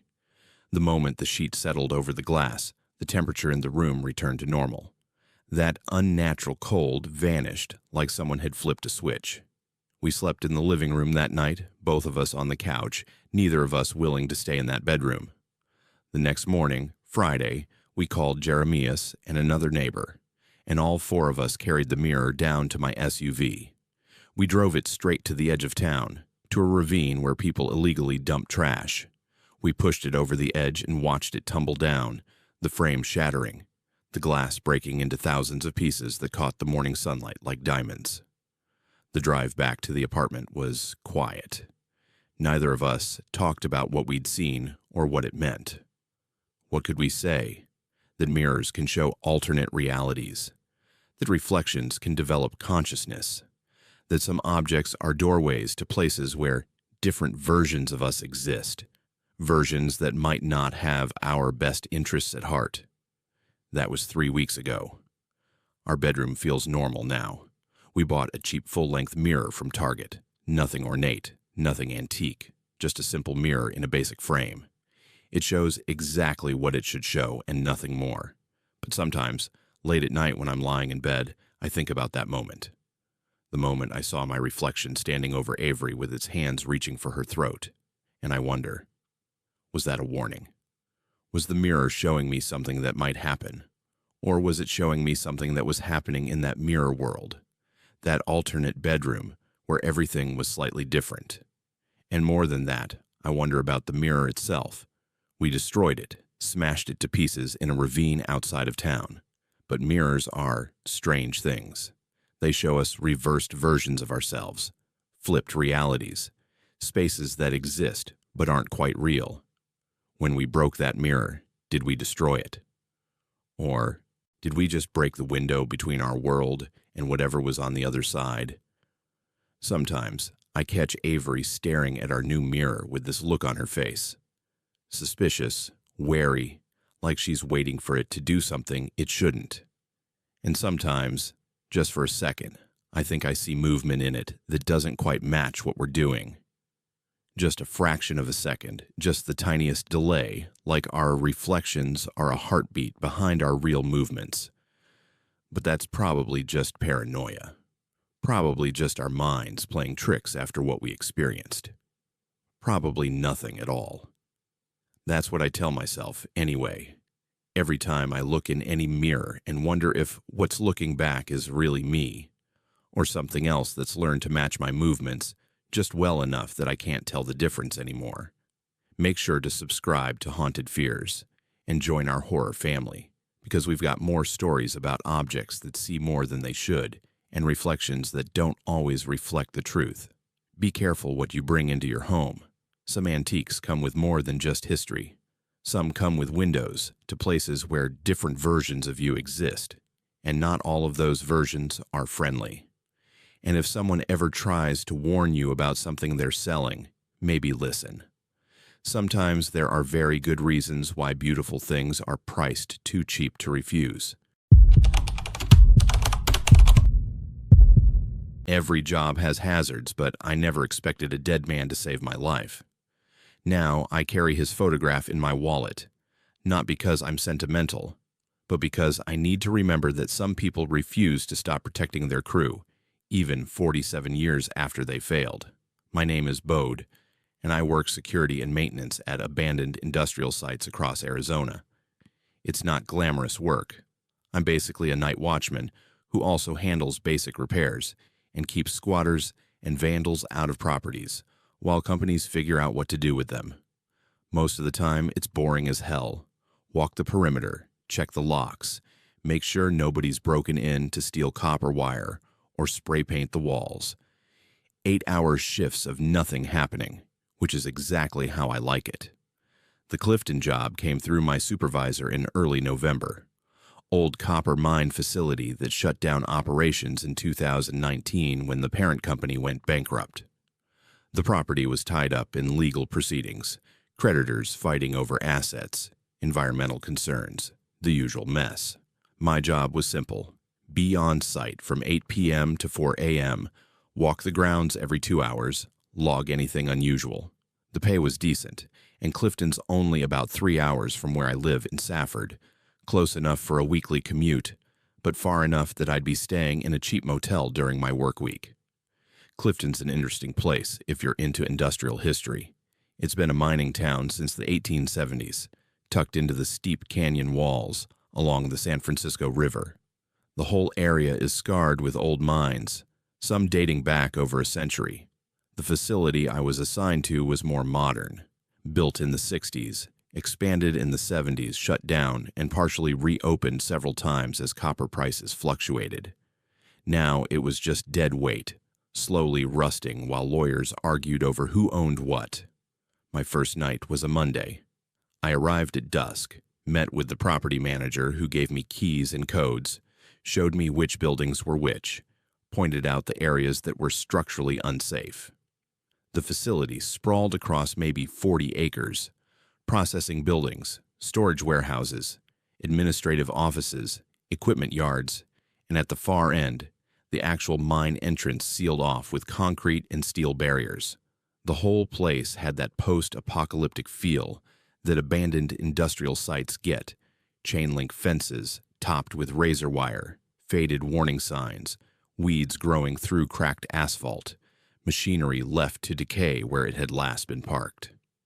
Main thing is, keep people out, the property manager told me. We get kids trying to explore, homeless folks looking for shelter, tweakers hunting for metal to sell. You see anybody, call it in, don't try to be a hero. The buildings aren't stable and we don't need liability issues. He left, and I was alone. I set up my base of operations in the security office near the front gate, a small concrete building with a desk, a space heater, a coffee maker that looked like it dated from the Cold War, and a wall of monitors showing feeds from security cameras placed around the property. Most of the cameras were dead or showed nothing but static, but a few still worked. The first few hours were uneventful. I walked the perimeter at 8:10 and midnight, checking doors and gates, sweeping my flashlight across dark buildings and empty yards. The November night was cold at this elevation, probably in the 40s, and my breath came out in clouds. The only sounds were the wind whistling through gaps in the metal buildings and the distant rush of the San Francisco River. It was on my 2 a.m. walk that I first saw him. I was checking the doors on one of the processing buildings, a huge corrugated metal structure, where ore had once been crushed and sorted. All the doors were chained and padlocked, but I checked them anyway because that's the job. I was testing the third door when I saw movement in my peripheral vision, just a figure, maybe 50 feet away, walking along the side of the building.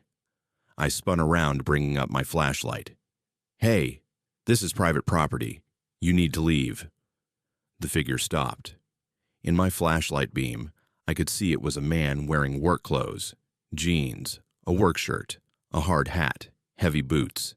He was older, maybe in his 50s or 60s, with a weathered face and thick mustache. What struck me immediately was how clear he looked, not shadowy or vague, but solid and real, right down to the name patch on his shirt that read J. Martinez, and the company logo beneath it. "You need to get everyone out," he said. His voice was rough, urgent. "Shaft 7 is unstable. There's going to be a collapse. Get them out now." I stared at him, confused. "Sir, this facility is closed. There's nobody here but me. You need to leave the property." He looked at me with this desperate, pleading expression. "Please." I tried to warn them before. They wouldn't listen. "Get everyone out of Shaft 7. Check the support beams on the north wall. They're compromised. The whole thing's going to come down." "Sir." I took a step toward him, and he backed away, shaking his head. "Check Shaft 7, please." Then he turned and walked around the corner of the building. I jogged after him, my hand on the radio clipped to my belt. When I rounded the corner, the side of the building was empty. No one there. I swept my flashlight across the entire length of the building, into the shadows, behind the equipment left rusting in the yard. Nobody. He'd vanished in the 5 seconds it took me to follow him. My first thought was that he'd run, found some hiding spot. But there was nowhere to hide, just open ground, chain-link fence, scattered machinery. I would have seen him running. I walked the entire perimeter of the building, checking every potential hiding place. Nothing. I was alone. Back in the security office, I tried to shake off the encounter. Maybe I'd been mistaken about how close he was. Maybe he'd had more time to run than I thought. Maybe the shadows and my flashlight had played tricks on me. But something about it bothered me. The way he'd looked, the urgency in his voice, the specific details about Shaft 7 and support beams. I pulled up the facility maps the property manager had left me, found the section labeled Mine Access Shaft 7. It was at the far northeast corner of the property, one of the older sections. According to the map, Shaft 7 had been sealed in the early 80s, deemed too unstable for continued operation. There was a notation: structurally compromised, no access. At 4 a.m., my shift ended. I drove back to my motel, slept until noon, then spent the afternoon trying to decide if I should mention the encounter to my supervisor. I decided against it. What would I say? That I saw a guy who vanished? They'd think I was unreliable, maybe high or paranoid. I'd lose the contract. The second night, Tuesday, I saw him again. This time at 11 p.m., near the administrative building. Same work clothes, same hard hat, same desperate expression. "Did you check shaft 7?" he asked before I could say anything. "Did you look at the north wall supports?" "Listen," I said, keeping my voice calm and professional. "I don't know who you are or how you're getting onto this property, but you need to leave. This is your last warning before I call the police. My name is Juan Martinez. I was the night shift foreman here. Shaft 7 is going to collapse. 11 men are going to die if you don't check those supports and get them out." "The mine is closed," I said slowly. "There are no miners here. There hasn't been any mining operation here in years." He looked at me with such profound sadness that it actually made my chest tighten. I tried to tell them. I sent 3 reports to management. I showed them the cracks in the concrete, the way the support beams were bowing. They said I was being paranoid, said the mine had been operating for 100 years and would operate for 100 more. They sent the crew down anyway. "Juan," I said, using his name deliberately, trying to establish connection. "When did you work here? What year?" 1978, he said. "March through August, 1978. I was the foreman for the night shift, shaft 7. Best crew I ever worked with. Good men, family men. And I couldn't save them." I felt ice water run down my spine. 1978. 47 years ago. "The collapse happened in August," he continued, his voice breaking. "August 14th, 1978, 2 in the morning. The north wall supports gave out first, exactly like I said they would. The whole shaft came down. 11 men buried under 1,000 tons of rock and copper ore. They tried to dig them out for 3 weeks, never recovered all the bodies. I stood there, my flashlight hanging loose in my hand, staring at this man who was telling me about events from 47 years ago, like they'd happened yesterday. "And you?" I whispered. "What happened to you?" "I couldn't live with it," he said simply, knowing I'd seen the danger and couldn't make them listen, knowing those men died because management cared more about production schedules than safety. I tried to stop them. I tried so hard. He looked down at his hands. 3 weeks after the collapse, I came back here, went into the foreman's office, wrote one more report documenting everything I'd seen, everything I'd tried to do. Then I went to shaft 7 and..." He trailed off. "You killed yourself," I finished quietly. He nodded. "And now I can't leave. I'm stuck here, watching, waiting. Every night I try to warn whoever's here. Try to get them to check shaft 7, to see the danger, to save those men. But nobody ever listens. Nobody ever checks." "Juan," I said gently, "those men are already dead. They died in 1978. There's nothing to check. Shaft 7 is sealed. It's been sealed for decades." "No," he said, shaking his head firmly. "They're down there right now. I can hear them working. I can hear the equipment. If you check the supports, if you just look, you'll see the cracks. You'll see the danger. You can get them out before it happens." "It already happened," I said. "Juan, you're..." I stopped. How do you tell a ghost he's dead? How do you explain to someone that they're stuck in a loop, reliving the worst moments of their existence? He looked at me with such hope, such desperate need, that I made a decision. "Okay," I said. "I'll check shaft 7. I'll look at the north wall supports. I'll make sure everyone gets out safely." The relief that washed over his face was profound. "Thank you. Thank you. Just please check carefully. Look for the cracks in the concrete. Look for any bowing in the support beams. And if you see anything at all, get everyone out immediately." "I will," I promised. He nodded, satisfied, and walked away into the darkness. This time I didn't follow. I knew I wouldn't find him. The next morning, Wednesday, I did something that probably broke several rules. I drove to the Clifton Public Library and asked about the 1978 mine collapse. The librarian was in her 70s, had lived in Clifton her whole life, remembered the incident clearly.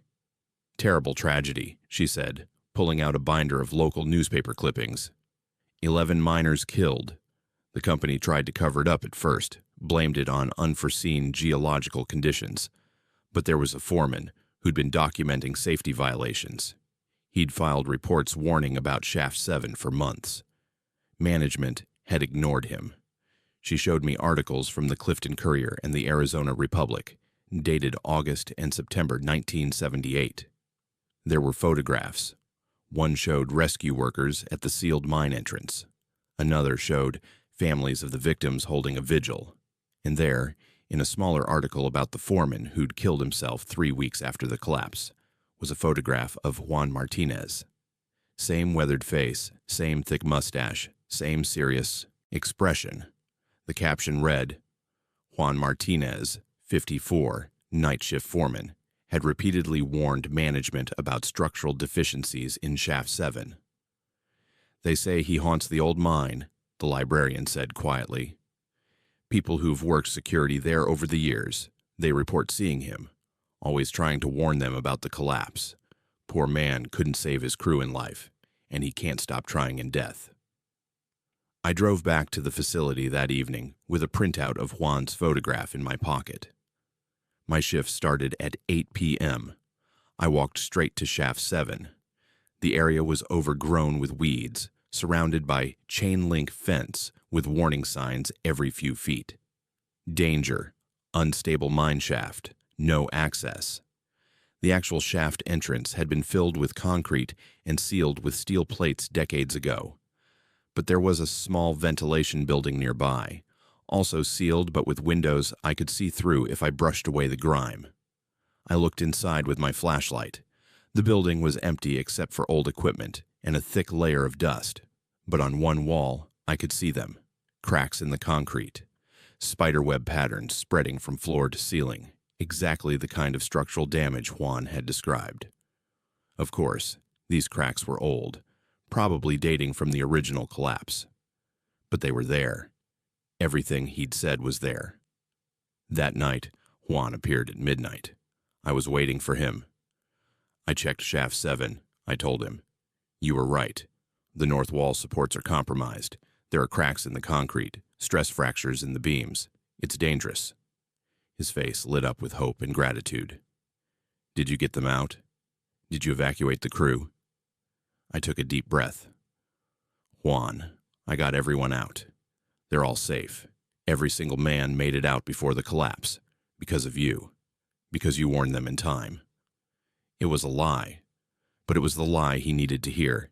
Tears ran down his weathered face. All of them. You're sure? All 11 men, I said firmly. They're safe. They're with their families. Because you wouldn't stop trying to warn them. Because you kept fighting to save them, even when management wouldn't listen. He covered his face with his hands, his shoulders shaking. I tried so hard.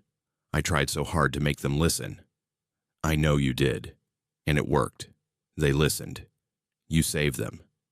When he looked up at me again, his expression had changed.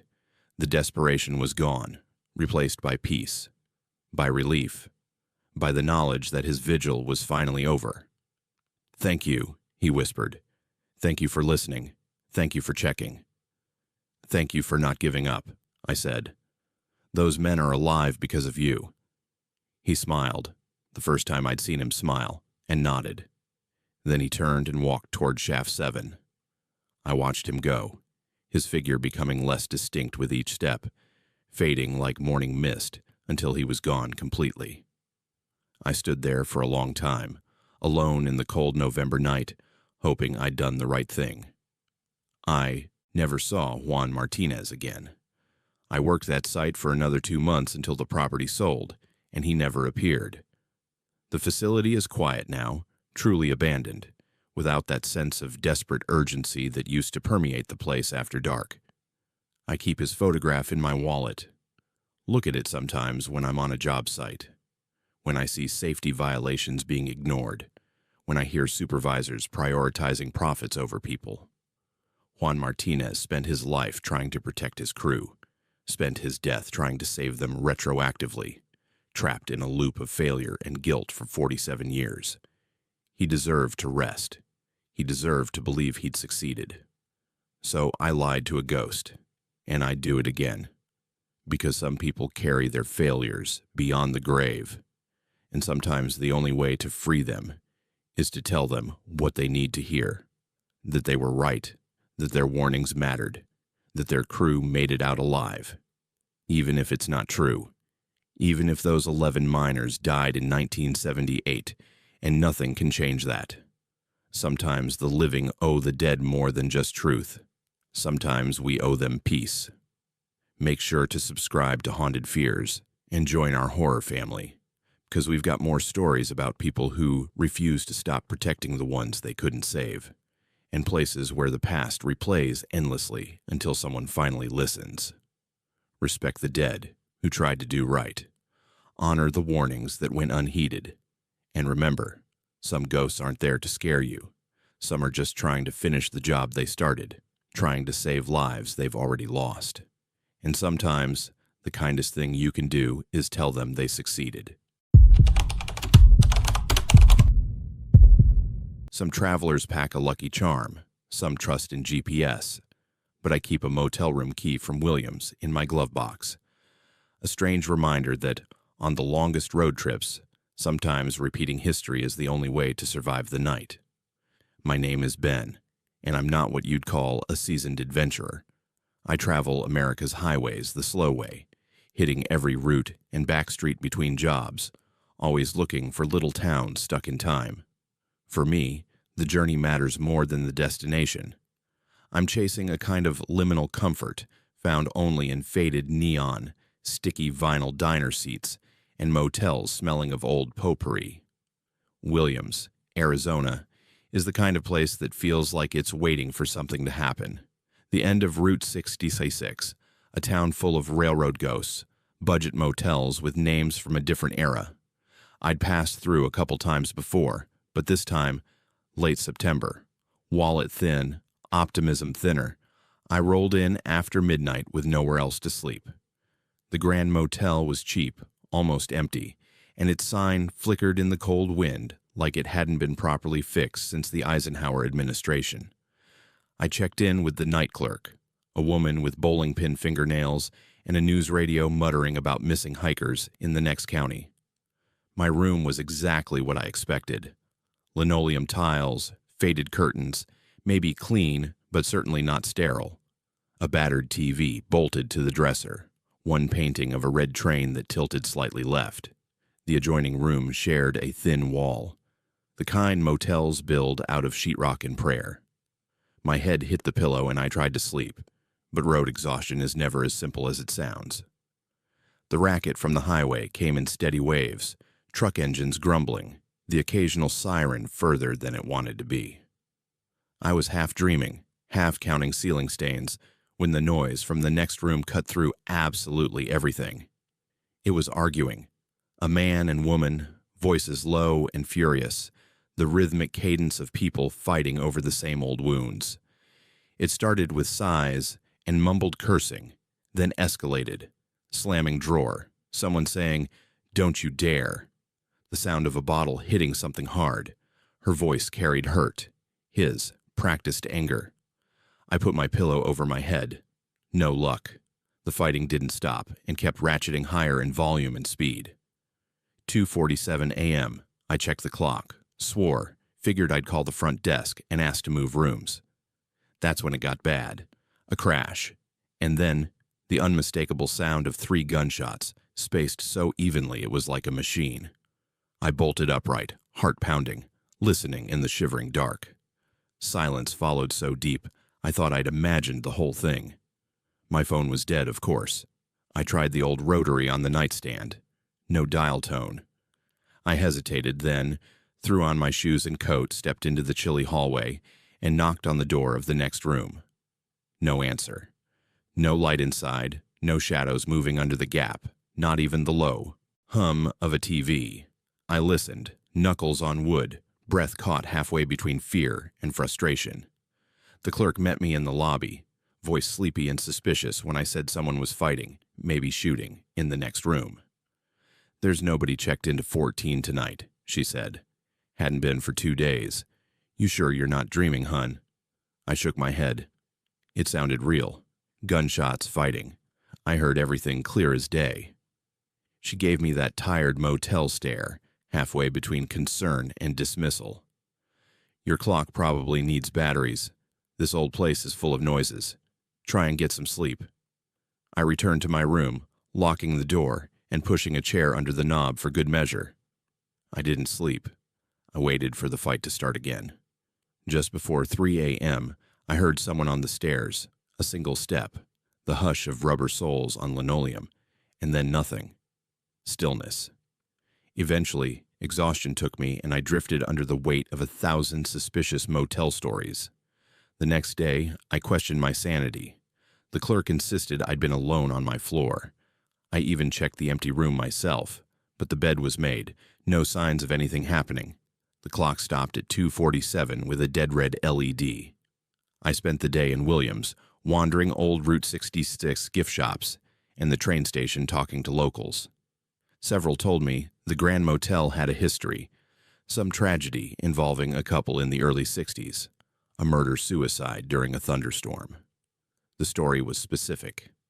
A man shot his wife, 3 shots, then himself, and the room was sealed for a year before new owners reopened it. People swore the same argument played out every September, like a pattern laid into the old wood. I thought nothing more of it, until night came, and I returned to my room, tired and maybe a little shaken. I read myself to sleep, flipping the TV to static for background noise. Just before 2:47 a.m., the arguing started. Same voices, same escalation, then gunshots, silence. This time, at the precise instant of silence, someone knocked on my door. 3 sharp knocks, evenly spaced. I froze. Every logical part of me told me not to answer. Every desperate part screamed to run. I stayed put. Knock, knock, knock. The door pulsed with the sound, the air went cold, and then absolutely nothing. It stopped. I didn't sleep. I watched the parallel shadows of cars coming and going across the parking lot, wondering how many others had heard that fight, that final shot. The morning after, I checked out early. The clerk barely looked up from her crossword puzzle, and when I tried to ask again if anyone had been in 14, she shrugged. Some rooms have memories, she said. All motels do. You're not the first to hear things. On a whim, I pocketed the room key. Something about it felt right, a talisman against repeating patterns. I've kept it ever since, just in case a motel wall starts getting too thin, just in case old arguments threaten to spill over into my night. I imagine the couple doomed to replay their worst evening over and over, trapped in a moment where regret never ends. Sometimes road travel is a lesson in listening to patterns, in paying attention to clocks that stop at strange hours. On long nights with nothing but the highway humming, holding the key in my palm reminds me that some places house memories so powerful they become lived experience, bleeding through floorboards, waking up the curious traveler to stories best left unsolved. If you ever find yourself in an old motel in Williams along Route 66, and the room next door starts to argue at 2:47 a.m., wait, listen, and don't answer the door. Let the pattern play out for someone else. Some loops aren't meant to be broken. Some doors should stay closed until morning brings silence, and the next traveler takes their place in a story so old nobody asks questions anymore. Subscribe to Haunted Fears and join our horror family, because we're driving deeper into America's motels and the ghosts that wait in every argument, every knock, every night too long to forget. Moving into your dream home should feel like a beginning, but when my 4-year-old daughter started having tea parties with the dusty man every morning at dawn, I realized we'd built our future on top of someone else's forgotten past. What started as innocent childhood imagination became a neighborhood nightmare that forced 23 families to confront a truth buried 6 feet beneath our pristine lawns. My name is Jeremias, and 18 months ago, my wife Seligman and I bought our first house. Not just any house, a brand new construction in Prescott Valley, one of those developments where every home looks almost identical, where the streets have names like Sunset Ridge and Mountain View Court, even though you can't see either from your driveway. We were so proud. After years of renting cramped apartments in Phoenix, saving every penny, we finally had something that was ours. 3 bedrooms, 2.5 baths, a small backyard, and that new construction smell that means nobody else's problems are baked into the walls. Our daughter Lottie was 3 when we moved in, just old enough to be excited about having her own room, her own yard, her own space to grow up in. My wife was 6 months pregnant with our son. Everything felt perfect, like we'd finally made it to that stable middle-class life we'd been working toward. The development was called Copper Springs, even though there were no springs and the only copper was in the wiring. It sat on what used to be ranch land on the eastern edge of Prescott Valley, that sprawling area between Prescott proper and the open desert. 230 homes, all built in the same 18-month period, all variations on the same 4-floor plans. When we moved in, maybe half the lots were occupied, with new families arriving every week. Young couples like us, mostly, with small children and big mortgages and hopes that this place would be where we'd put down roots. The weird things started small. Little things you'd dismiss as coincidence or the quirks of a new house settling.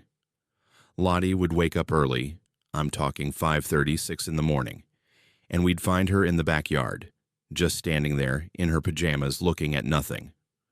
When we'd ask what she was doing, she'd say she was talking to the dusty man. Kids have imaginary friends. It's normal.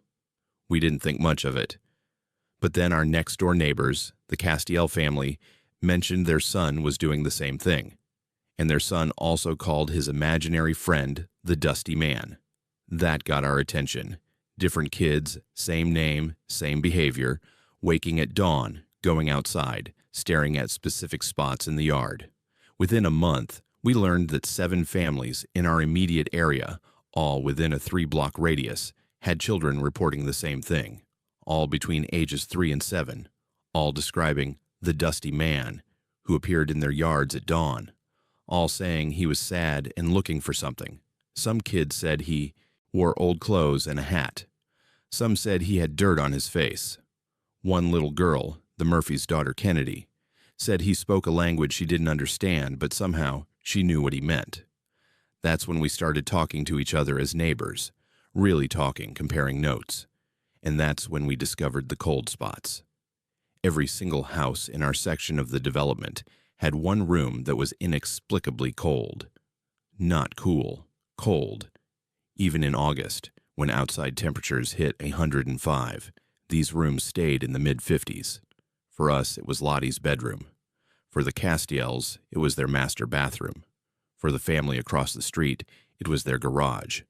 Different rooms, but when we started mapping it out, drawing the locations on a neighborhood map someone printed from Google, we saw a pattern. The cold spots formed a rough line, running diagonally through our properties, cutting across yards and through houses like an invisible boundary. Seligman was the one who suggested we talk to everyone in the development, not just our immediate neighbors. She created a Facebook group for Copper Springs residents, posted about the cold spots and the kids' stories, expected maybe a few responses. Instead, we got flooded. 43 families reported cold spots. 31 had children, reporting the dusty man or variations, the dirt man, the worker, the man with the shovel. The cold spots formed multiple lines, crisscrossing the entire development in a geometric pattern that made no sense until someone, I think it was Demir from Sunset Ridge, pointed out that they looked like property boundaries. Old property boundaries, like someone had once divided this land into parcels, or plots that had nothing to do with our current street layout. One of our neighbors, a woman named Dulce who'd grown up in the area, knew the land's history. Before it was Copper Springs development, it had been the Martinez Ranch, owned by the same family since the 1880s. The ranch had employed workers, cowboys, farmhands, seasonal laborers, for generations. In the late 1800s and early 1900s, many of those workers were Chinese immigrants who'd come to Arizona to work on the railroads and then stayed to work the ranches and mines. My grandmother told me stories, Dulcie said at an impromptu neighborhood meeting we held in the development's unfinished community center. She said the Martinez Ranch had a cemetery for workers. Not the family cemetery. That was something else. This was for the laborers who died on the property. Back then, if you were Chinese or Mexican or Native, you didn't get buried in the town cemetery. Families had to bury their own people on their own land. Where was this cemetery? Someone asked. Dulcie pulled out her phone, showed us an old property map she'd gotten from the county assessor's office. Right here, 42 acres in the northeast section of the ranch, which is now, she looked up at us, our neighborhood. This development is built right on top of it. The room went completely silent. 23 families, all of us understanding at the same moment what our children had been seeing, why specific rooms in our houses stayed cold, why property lines that didn't exist anymore were still somehow marked in the temperature of our homes. We'd built our dream homes on top of a forgotten cemetery. How many graves? I asked, my voice barely above a whisper. Dulcie shook her head. No way to know. Records weren't kept for workers like that. Could be dozens. Could be over 100. My grandmother thought it was at least 60, based on ranch employment records from the 1880s through 1920s. Celine grabbed my hand. She was 7 months pregnant now, and I could feel her trembling. What do we do? That's the question that haunted us. What do you do when you realize your new construction home, your 30-year mortgage, your family's entire future is built on top of unmarked graves? When your foundation is literally sitting on bones? Some families wanted to pretend nothing was wrong, to just live with the cold spots and tell their kids that imaginary friends were normal. But it got worse. The children started having nightmares. All of them. The same nightmares. Dreams about being buried alive, about suffocating under dirt, about people forgetting their names. My daughter, Lottie, who'd always been a good sleeper, started waking up screaming that she couldn't breathe, that the dirt was too heavy, that nobody remembered where she was. Our pets refused to enter certain areas of our yards. Dogs would bark at empty spaces, cats would hiss and flee. Plants wouldn't grow in specific spots. We'd plant grass, flowers, anything, and they'd die within days, the soil somehow rejecting life even though it tested as normal, healthy earth. And the cold spots were spreading. What started as one room per house began creeping into adjacent spaces. The Castiel family woke up one November morning to find frost on their living room walls. Inside their house, in Arizona. We needed help, but who do you call? The development company? They'd laugh us out of the office. The county? They'd approved the construction permits. They weren't going to admit they'd authorized building on top of a cemetery. Ghost hunters. Most of us were too practical, too grounded in reality, to even consider that. It was Dulcie who found the solution. She reached out to local Native American groups, to the Chinese Historical Society of Arizona, to anyone who might have information about the workers buried on this land. She explained what was happening, the children, the cold spots, the dreams, and surprisingly, people listened. A group came out from the Chinese Historical Society, 3 older men and 1 woman, all descendants of railroad workers who'd settled in Arizona. They walked the development with old maps and what they called intuition, marking spots with wooden stakes. They found 47 locations where they believed graves existed based on ground penetration patterns, old property records, and traditional burial practices. Every single cold spot in our homes aligned with one of their markers. Your children are sensitive, one of the men, whose name was Tony, told us. They can sense what we've forgotten, the dusty man they're seeing. He's trying to tell them where he is, where they all are. They want to be remembered. They want their names back. But we didn't have their names. The ranch records that still existed only listed workers by first names or by ethnic descriptors. The Chinese men, the Mexican hands. No surnames, no dates of death, no memorials. These people had been erased from history, reduced to anonymous labor, buried in unmarked graves, and then forgotten entirely when the land was sold and resold and finally developed into Copper Springs. What we did next took 6 months and most of our savings. 23 families pooled resources and hired a cultural preservation company. They brought in ground-penetrating radar, confirmed the locations of disturbances in the soil consistent with burials. We hired lawyers to navigate the legal nightmare of what happens when you discover human remains on your property. We worked with the Chinese Historical Society, local historians, genealogists, anyone who could help us piece together who these people might have been. In the end, we confirmed at least 53 grave sites in our development. Some were under our houses. My house sits partially on top of 2 graves. Others were in yards, under driveways, beneath the community park the developers had built as an amenity. The legal answer was complicated. Technically, once human remains are discovered, there are protocols: notification, investigation, potential reburial. But 53 graves across 23 properties in a brand new development? It would have been a nightmare. Property values would collapse. Families would be trapped in houses they couldn't sell, couldn't afford to abandon. But the moral answer was simple. These people deserve to be remembered. We created a memorial. In the space that was supposed to be the development's second community park, we built a garden instead.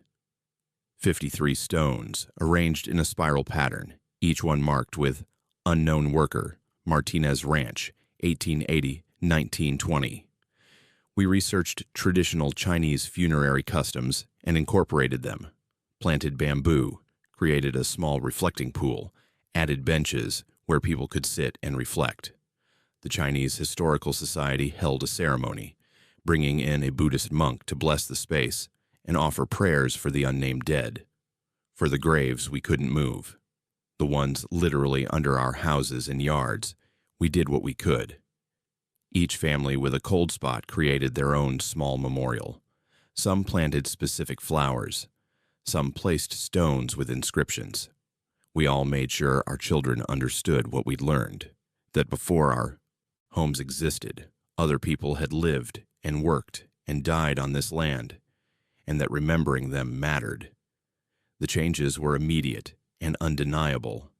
The cold spots warmed, not instantly, but gradually over the course of a few weeks.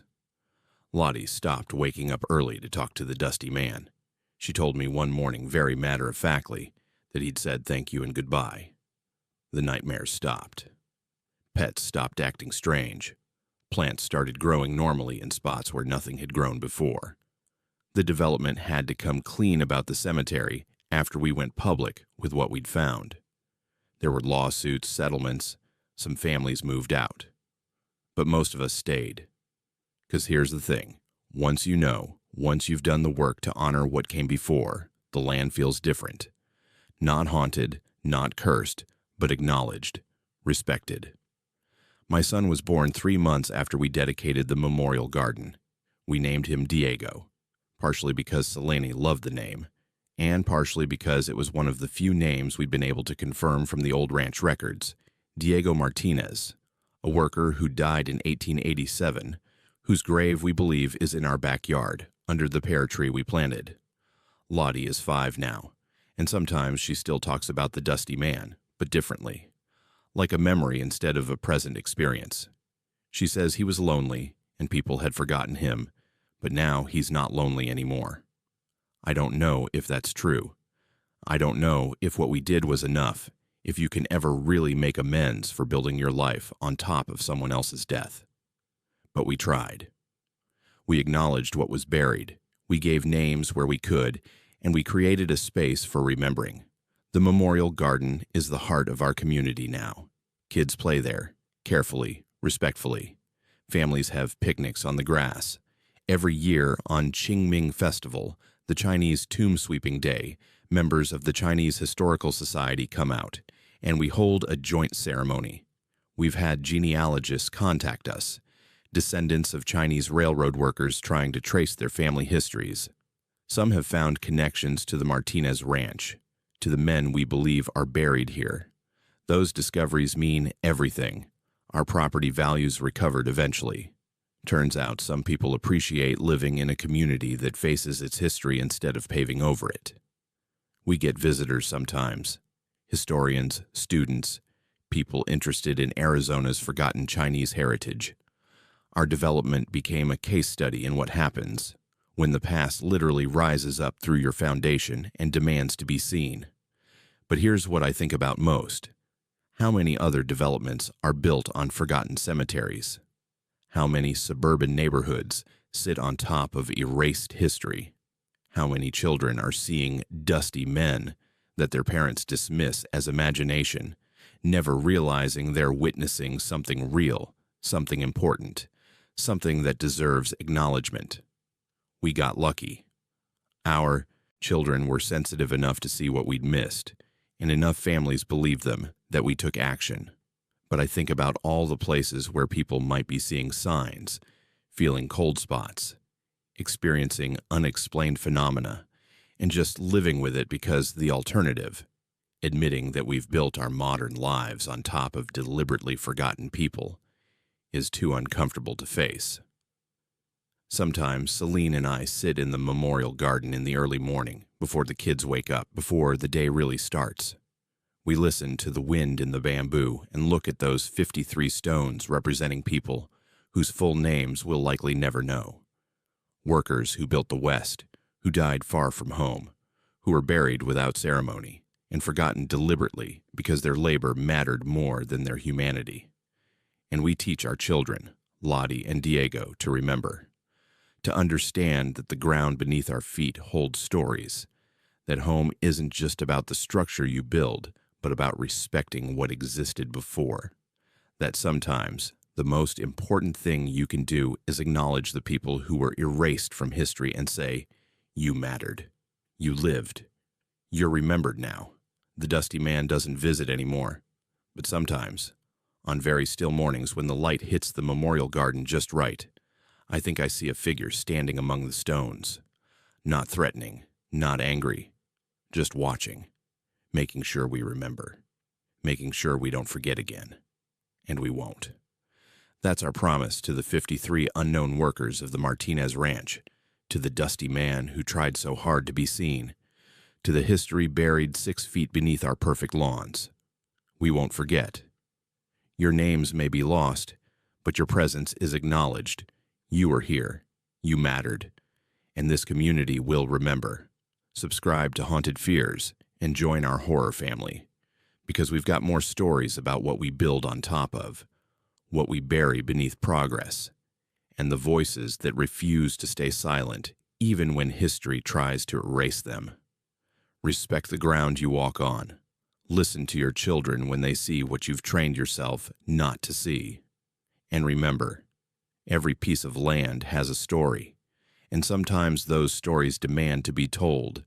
No matter how many foundations you pour, no matter how many houses you build, no matter how hard you try to forget. If all darkness felt the same, I'd have chalked up the basement's chill to cracked adobe and bad wiring. But whatever waited under the art gallery in Tubac didn't just linger in the shadows. It settled inside you, the way regret nestles under your ribs, silent until the door finally closes behind you. My name is Robin, and I spent 3 stressful years managing the front desk at Santa Cruz Gallery in Tubac, a historic adobe building turned arts collective by retirees who believed local culture could save a town. For me, the gallery was a job. For the owners, it was a labor of love. But for the artists who spent long nights prepping their exhibitions, the building was a living memory, full of echoes, drafts, and stories about the Spanish colonial era that locals repeated at barbecues and gallery events. From the outside, Santa Cruz Gallery was all sun-bleached charm, thick adobe walls, grapevines along its front, faded blue paint on double doors built wide enough for a horse cart. But the basement was original, the only structural remnant from the 1700s, with flagstone stairs and walls gone smooth from centuries of damp. No tourists saw the basement. It was for storage and emergencies. A few old canvases, broken frames, and one three-legged bench barely solid enough to hold the spare paper towels. I hated having to go down there. Tubac is hot, dry, and bright for most of the year, but descending those stairs, the atmosphere changed fast. Sweat evaporated, leaving skin prickling with goosebumps. The air felt sour, like wet concrete instead of desert dust. My boss, Macy, joked that they'd never fixed the ventilation, that some old Spanish ghosts must still be haunting their silver coins. Staff used to dare each other to go to the basement at closing time. I tried to avoid it, usually succeeded. But then the real trouble started, and avoiding wasn't an option. It began around late January, after one of our local landscape painters, Rosa, started working on a series inspired by Tubac's turbulent colonial history. One night, Rosa asked me to fetch her some acrylics. I grumbled, but I went. I'd descended those stairs so many times the sound, flagstone clunks, and the squeak of the wooden door were familiar. But that night, halfway down, I felt the first chill, the twitch between my shoulder blades that always signals something watching me. I froze, tried laughing it off, then went on. The basement was darker than usual. I flicked on my phone light and swept it across the stacked canvases. Nothing out of the ordinary, but the air felt thick, heavy, as if the room held its breath, waiting for me to move. When my beam hit the far wall, I saw a mark I'd never noticed before. A streak of black, oily and unnatural, looping down from the ceiling into a misshapen circle. For some reason, I bent down to look, felt the cold through my jeans, the stone breathing beneath my knees. Then something rustled behind a stack of paintings. I turned, heart thudding, and there was Rosa, standing at the top of the stairs, eyes wide, asking me why I was taking so long. I mumbled and grabbed her paints, but as I hurried up, I realized the chill followed me. The feeling stuck with me all night. It didn't stop there. Over the next month, I noticed changes. Things moved overnight. Boxes left on one side of the basement would turn up elsewhere, sometimes balanced precariously on the broken bench. Staff keys would vanish, then reappear on the flagstones. Gallery lights flickered despite the wiring being new. Cameras facing the stairs glitched out randomly, always between midnight and 3 a.m. But what happened after hours got strange fastest. I started seeing shadows in the corners, thick black patches that didn't move like normal shapes. One Friday, I closed up late and counted exactly 6 cold spots on the gallery floor, each spot the size of a person standing still. I took pictures, but by the morning the camera roll was empty, every photo erased. I finally confessed my worry to Macy and the others. Surprisingly, nobody laughed. Dulcie, our sculptor, explained her own experiences. The Spanish soldiers used that basement as a holding cell, she said, voice hushed. They tortured prisoners down there. Some of them native, some of them Mexican. My uncle says if you go down at night, you can feel them breathing on your neck. I wanted to dismiss what she said. Instead, I found myself agreeing, reluctantly. Almost everyone in the gallery admitted to strange feelings below. Headaches, chills, the urge to run.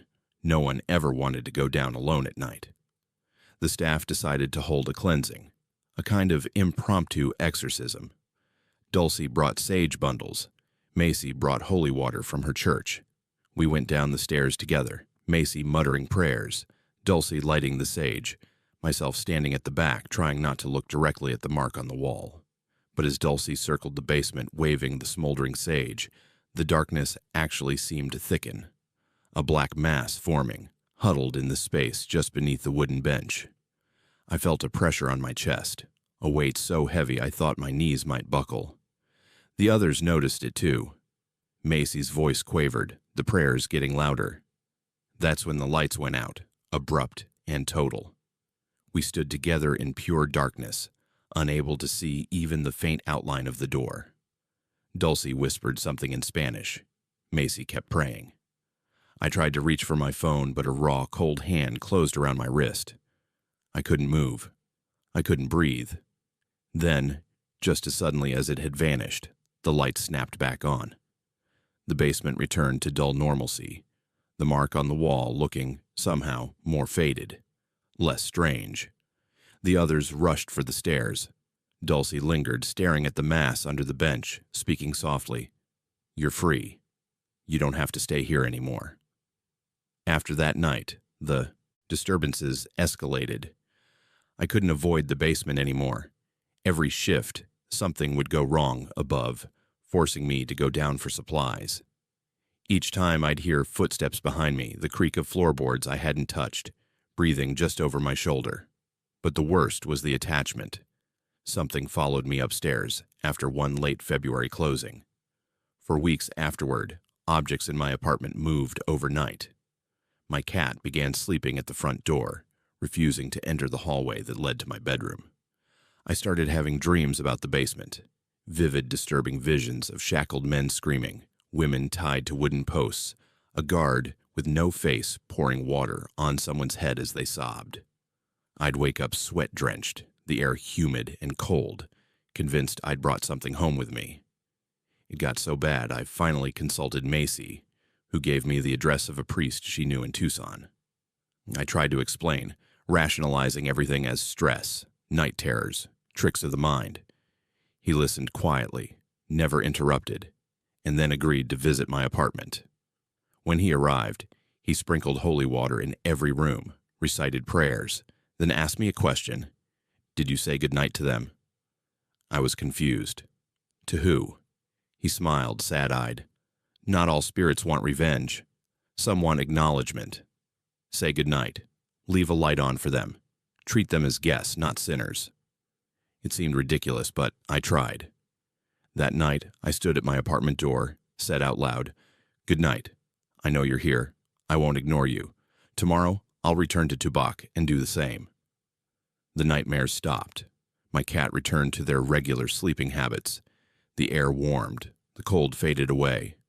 The next day, I drove back to Tubac, stood in the basement, and repeated my message. "I see you. I know you suffered here. I will tell others. You're not forgotten." From that day, the disturbances in the gallery softened. The shadows lingered, but no longer reached for us. When new staff joined, I explained the tradition. You say goodnight in the basement before locking up. You leave a single bulb on. You tell the darkness you'll remember the suffering, not erase it or hide it. Season after season, dozens more artists, tourists, and parents visited the gallery. Many felt chills. Some reported strange touches on their arms. But nobody was ever hurt. Nobody ever saw the mass again. Local historians interviewed Macy and Dulcie, asked about colonial Tubac's darkest days. The story spread. Visitors would ask for a tour, not of the main gallery, but of the steps leading down, the old iron rings bolted to stone. We told them the legends, explained the ritual. Some scoffed, most respected it, and every now and then an older resident would weep in the basement, finally hearing someone say, "You're remembered. What happened here was real." I left the gallery a year ago. I moved to Tucson, started working at a theater, but on the anniversary of that first night, the night the darkness tried to follow me home, I drove out to Tubac. I walked down those steps behind the grapevines, past the mark on the wall, and spoke my goodnight to the suffering that survived centuries underground. Some places aren't haunted by what died there, but by what was never grieved, never spoken aloud, never honored. Tubac's basement taught me that acknowledging pain is sometimes enough for the darkness to uncoil. Sometimes all history waits for is a witness. So if you visit Tubac, if you find yourself exploring sun-washed adobe galleries and stumble upon a cool, breathless stairway leading underground, take a moment to say goodnight to whatever's waiting there. Leave a light on, remember the suffering, and trust that sometimes the best way to banish darkness is to respect it. Subscribe to Haunted Fears and join our horror family, because we delve into places where history clings to stone, suffering lingers in the corners, and memory becomes the only lifeline between what happened and what the living are brave enough to speak aloud. And remember, never ignore a chill that settles too deep. Never dismiss a darkness that feels more like regret than terror. Sometimes acknowledgement is all a haunting ever needed. There are hours in the desert night when even the long-haul drivers say time acts funny. When your digital watch blinks wrong numbers, the clock in the cab glitches, and you feel like the world has sidestepped your expectations just for a moment. On certain nights, under the humming fluorescence of the Seligman truck stop, something as small as getting gas can stretch into forever, and the only proof you ever left is the taste of cheap coffee and a receipt that says 12 Eintur, always 12, no matter what time you arrived or how long you stayed. I'm Emery, self-declared king of the midnight run, a nobody trucker on U.S. Route 66, stopping in ghost towns nobody's heard of, but everybody's seen on worn, sun-bleached postcards. Seligman, Arizona, is my halfway point, a time capsule of diner booths, rusted neon, and Bigfoot-shaped wooden cutouts. By now, anybody who runs the interstate knows Seligman's truck stop, a relic from the heyday of the Mother Road, still open 24/7 with the promise of real eggs and a bathroom that sort of works. Seligman isn't haunted, not in the normal sense. There are no white ladies on the roadside, no phantom hitchhikers, or bloody fingerprints on deserted windshields. But there's a story every regular tells, a local mystery, the driver's urban legend rehashed so often, it's become code. You keep your watch set right. You don't linger when the clocks stop. And above all, if the place goes silent, you wait at the register until something changes. No exceptions. I didn't believe the stories, not even when Murphy, a mountain of a man who's driven longer than I've been alive, told me flatly, "There are nights you ain't supposed to be in there, son. Place'll freeze.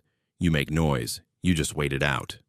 He laughed, but I saw how his hands tightened on the wheel.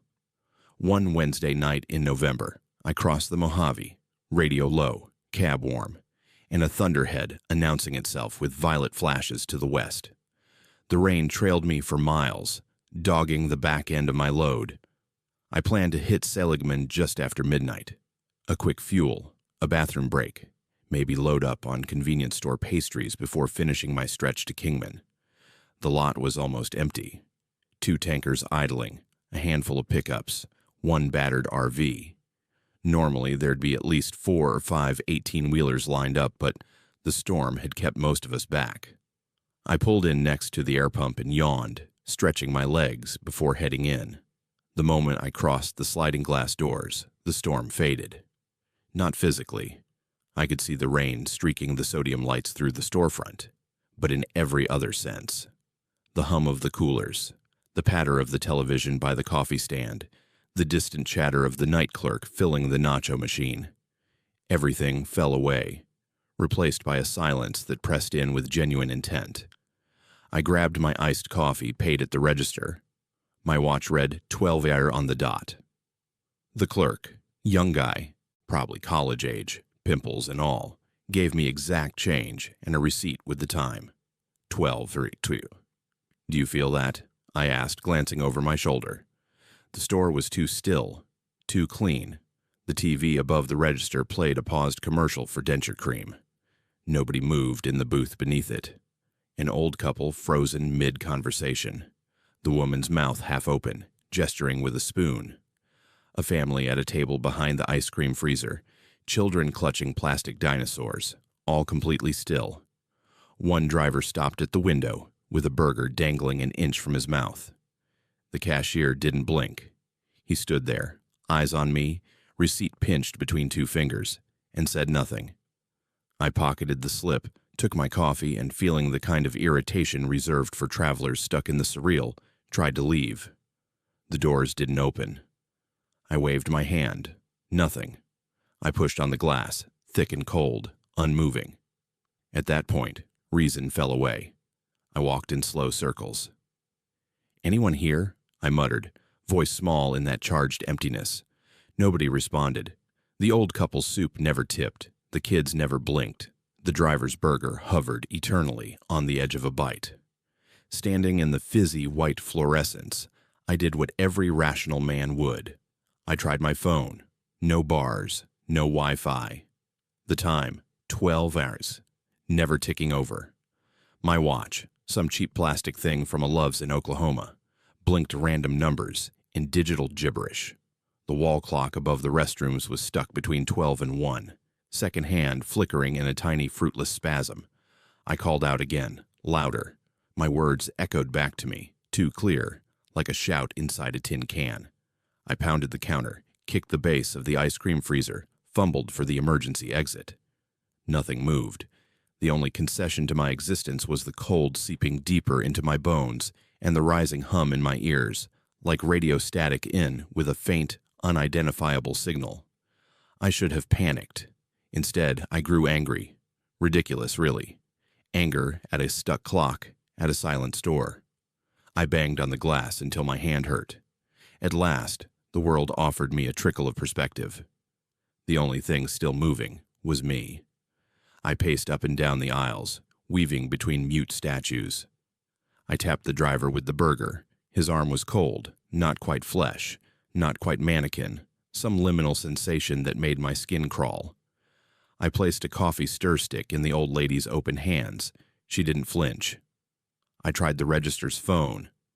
The dial tone was flat, gray, metallic, like a warbled song from an AM station playing far, far away. I put my ear to the receiver and thought, maybe I could hear whispering, faint, competing voices somewhere beneath the static. At some point, I stopped caring about the explanation and just waited. I wandered for what felt like hours, but every time I passed the remaining clocks, nothing had changed. The receipts in the register printed out 12 errors, endlessly, even if I pressed the button repeatedly. The silence wasn't oppressive exactly. It was clinical, as if the world itself had pressed pause. I stretched out on one of the booth benches, used the crash of thunder outside as a marker, counted the seconds between each roll, tried to will time into moving. I must have nodded off because the next thing I knew, the TV was back on, now playing a rerun of an ancient sitcom, and the noises of the truck stop returned in a wave. The register beeped, the coolers rattled, the door chimed as a new customer entered. The old couple's soup finally fell from her spoon with a watery slap. The trucker with the burger took a bite. I sat up, heart pounding, adrenaline crashing through me. Nobody had noticed anything odd. Nobody even glanced my way, as if time had rubber-banded back and I'd been out for less than a blink. The young clerk looked at me and laughed. "Rough night, man. It's still only midnight. You want anything else with that coffee?" I checked my watch. 12:01.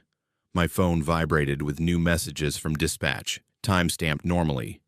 I stood searching these faces for any hint they'd felt what I had. Nothing. People ate, gossiped, paid their bills. Outside, the storm had moved on, moonlight fighting the humidity through the shrinking puddles. I practically ran to my truck, hands shaking as I turned the key twice before the starter caught. I peeled out of the lot and did not look back. Some things about the Seligman truck stop are never spoken, only shared through nods and common sense among midnight drivers. A few weeks after my lost time, I asked Murphy, the old-timer, about it. We talked over a breakfast at a different stop, one state line away. He fiddled with his creamer, eyes never leaving his mug. "Count yourself lucky, kid. Some get frozen for a minute, some for an hour. Saw a guy once who swore he woke up and half the faces were replaced. Just big, hollow grins hanging wide, eyes all wrong, like the world had glitched." Another driver, Castiel, chimed in from a bar stool. "It's the in-between, man. Liminal space. Sometimes the desert forgets to turn the page and you fall through the margin. Most folks snap right back. Some don't." "Anyone ever disappear?" I asked softly. Murphy shrugged. "Plenty stories. Some folks leave their truck running, take a piss, never come back. You pay attention when the world goes quiet. Some silences aren't made for mortals." Now, months later, I always check my watch before pulling off I-40 at Seligman. If the lot's too empty or the clock's been acting strange, I detour to the next stop, even if it means running low, even if the cab smells like old socks and last week's jerk chicken. I keep that receipt, the one stamped 12, Warsh, tucked in my wallet. A charm or a warning. It's hard to say. I still run midnight routes. I still chase the long, empty stretches where headlights are all you have to measure distance. But I know now that there are pockets in Arizona's high desert where time is not a given, where reality might slip for a moment, and your only job is to keep quiet until the world remembers you again. There are stories you learn as a driver, stories you only believe after the clock stalls and the world's voices hush at 12 a.m. Some folks call them urban legends, others call them warnings, but the truth sits in the spaces in between, at the empty Formica table, beneath the frozen clock, just waiting for someone to notice. Subscribe to Haunted Fears and join our horror family, because there's more to Arizona's roads than ghosts, and sometimes the scariest thing is realizing you might never start moving again. People say the universe doesn't care about you, that stars burn billions of miles away, and whatever watches from the dark between them has no interest in human affairs. I used to believe that too, until the night my telescope caught something looking back, and I realized some things in the void don't just observe, they respond, and once they know you're watching, they never truly look away. My name is Kareem, and I've been obsessed with astronomy since I was 8 years old, when my uncle showed me Saturn through a department store telescope, and I saw those rings with my own eyes for the first time. That moment changed everything. I didn't become a professional astronomer. Life got in the way, bills piled up. I ended up working IT support for a medical software company in Tucson, but I never lost that love for the night sky. I saved for years to buy quality equipment, a 10-inch Dobsonian telescope, a decent camera mount, filters, eyepieces, star charts, the works. Every chance I got, I'd drive out to dark sky areas and spend the night photographing nebulae, tracking planets, hunting for deep space objects that most people will never see with their naked eyes. Oracle, Arizona, became my regular spot. It's only about 40 minutes north of Tucson, but it's a certified international dark sky park, one of the best places in the country for astronomy. The Santa Catalina Mountains block most of the light pollution from Tucson, and on a clear night, the Milky Way stretches across the sky like a river of light. The park has designated stargazing areas, but I preferred going to the more remote public land just east of Oracle, where I could set up without anyone else around and spend the entire night in perfect solitude with the cosmos. I'd been making these trips for 3 years without incident. Just me, my equipment, the desert, and the stars. Peaceful. Meditative. The universe laid out above me in all its incomprehensible vastness, making my problems feel appropriately small. It was exactly what I needed. The night everything changed was in mid-October, during a new moon phase, when the sky would be at its darkest. I'd been tracking the weather for a week, waiting for a clear night with minimal atmospheric disturbance. Friday came with perfect conditions, no clouds, no wind, temperature dropping into the comfortable 60s. I left Tucson around 7 p.m., drove the familiar route to my spot about 3 miles off the main road, a small clearing surrounded by mesquite and palo verde trees, where the ground was flat enough to set up my equipment. By 8:30, I had everything ready. My telescope was aligned and calibrated. My camera was mounted and connected to my laptop for long-exposure astrophotography. My red flashlight was within reach.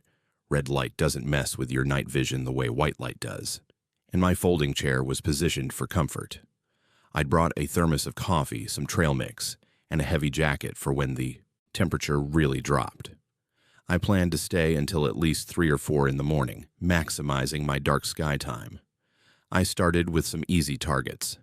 Jupiter was high in the southern sky, and I spent about 20 minutes just observing it, watching the bands of clouds across its face, tracking the positions of its 4 largest moons. Then Saturn, always a crowd pleaser with those impossible rings that still thrill me even after seeing them hundreds of times. After that, I moved to deep space objects, the Andromeda Galaxy, the Orion Nebula, various star clusters. I was taking long exposure photographs, letting the camera gather light for minutes at a time while I sat back and enjoyed the view with my naked eyes. Around 11 p.m., I decided to try something more ambitious. There's a deep space object called NGC 7331, sometimes called the Deerlick Group, a spiral galaxy about 40 million light-years away that's similar in structure to our own Milky Way. It's not an easy target. You need good conditions and quality equipment to see any detail. But tonight was perfect, and I wanted to challenge myself. I spent about 15 minutes getting the telescope properly aimed using my star charts and a planetarium app on my phone. Finally, I had NGC 7331 centered in my field of view. Through the eyepiece, it appeared as a faint, elongated smudge of light. Not impressive to most people, but knowing I was seeing photons that had been traveling through space for 40 million years, long before humans existed, made it profound. I set up my camera for a series of long exposures, 5 minutes each, planning to stack them later to bring out more detail. I started the first exposure and sat back in my chair, sipping coffee, listening to the desert night sounds, the distant call of an owl, the rustle of something small moving through the brush, the whisper of wind through the trees. That's when I noticed the lights. At first, I thought it was a plane, or maybe a satellite, a moving point of light crossing the sky. But it was moving wrong, too fast for a plane, too slow for a meteor, and not following any logical trajectory. It would move in one direction, stop, change direction at a sharp angle, stop again, move in a completely different direction. No aircraft moves like that. No satellite behaves that way. I watched it for maybe 30 seconds, feeling that mix of excitement and skepticism that comes with seeing something unexplained. There are lots of things in the night sky that can fool you. Satellites catching sunlight at weird angles, birds flying through your field of vision, reflections off high-altitude weather balloons. I grabbed my binoculars to get a better look. Through the binoculars, the light resolved into something stranger. It wasn't a single point. It was multiple lights arranged in a geometric pattern, maybe triangular or diamond-shaped, pulsing slightly, with a pale blue-white glow. As I watched, the pattern would shift, lights, winking out and reappearing in different positions, like someone was playing with a switchboard. I'm a rational person.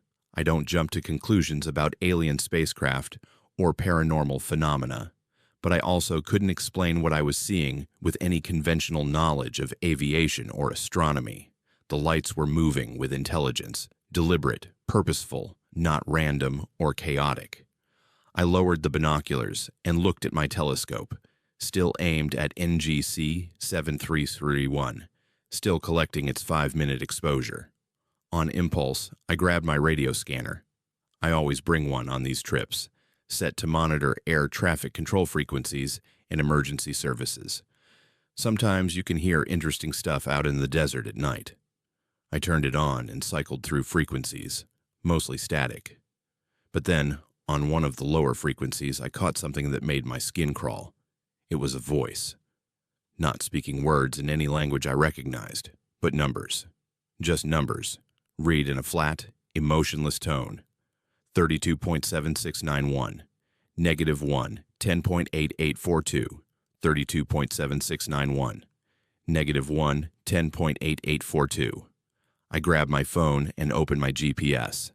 My current coordinates were 32.7469 unit north, 110.844 west. The voice on the radio was reading my exact location. My hands started shaking. I looked back up at the lights, which were now closer, much closer than they'd been just moments ago. They were descending, dropping lower in the sky, maintaining that impossible hovering and sharp angle movement pattern. and they were coming toward my location. I thought about packing up and leaving. Every instinct was screaming at me to get in my car and drive. But another part of me, the part that had loved the stars since I was 8 years old, that had spent years learning to understand the cosmos, that part wanted to see what would happen, wanted to document it, wanted to understand. I turned my telescope away from NGC 7331 and pointed it toward the lights.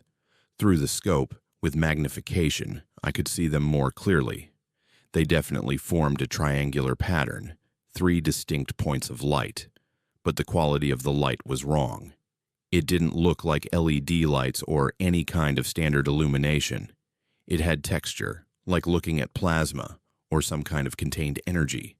And in the center of the triangle, there was something else, a darker patch, a void where no stars showed through, like something solid was blocking them. The radio continued its loop, coordinates, my coordinates, repeating endlessly. The lights stopped descending when they were maybe a few hundred feet above the ground and perhaps a quarter mile from my position. Close enough that I could hear something. Not engine noise, not anything mechanical, but a deep subsonic thrumming that I felt in my chest more than heard with my ears. The kind of vibration that makes you understand something large and powerful is nearby. I made a decision that I still can't fully justify. I opened my laptop, pulled up the voice recording software I sometimes use to log observations, and hit record. Then I grabbed my flashlight, the red one, and I flashed it 3 times toward the lights, 3 short bursts. The universal signal for "I see you." For maybe 10 seconds, nothing happened. The lights hovered, the thrumming continued, the radio kept reading coordinates. Then all 3 lights pulsed in unison, 3 bright flashes, matching my pattern. They'd responded. They'd acknowledged me. I don't know what possessed me to do what I did next. Excitement, curiosity, hubris, probably all 3. I flashed my light again, this time in a different pattern. 3 short, 3 long, 3 short. SOS. I was literally signaling something unknown in the night sky using Morse code, like that would somehow facilitate communication with whatever was operating those lights. The response was immediate and terrifying. The lights began descending again, faster now, coming directly toward my location. The thrumming intensified, becoming almost painful. The radio scanner went haywire, cycling through frequencies on its own, picking up fragments of sounds, voices, music, static, all compressed and distorted. And then my phone started ringing. Not buzzing with an incoming call, ringing, actually making the old-fashioned telephone ring sound, which it had never done before because I'd always kept it on vibrate. I looked at the screen.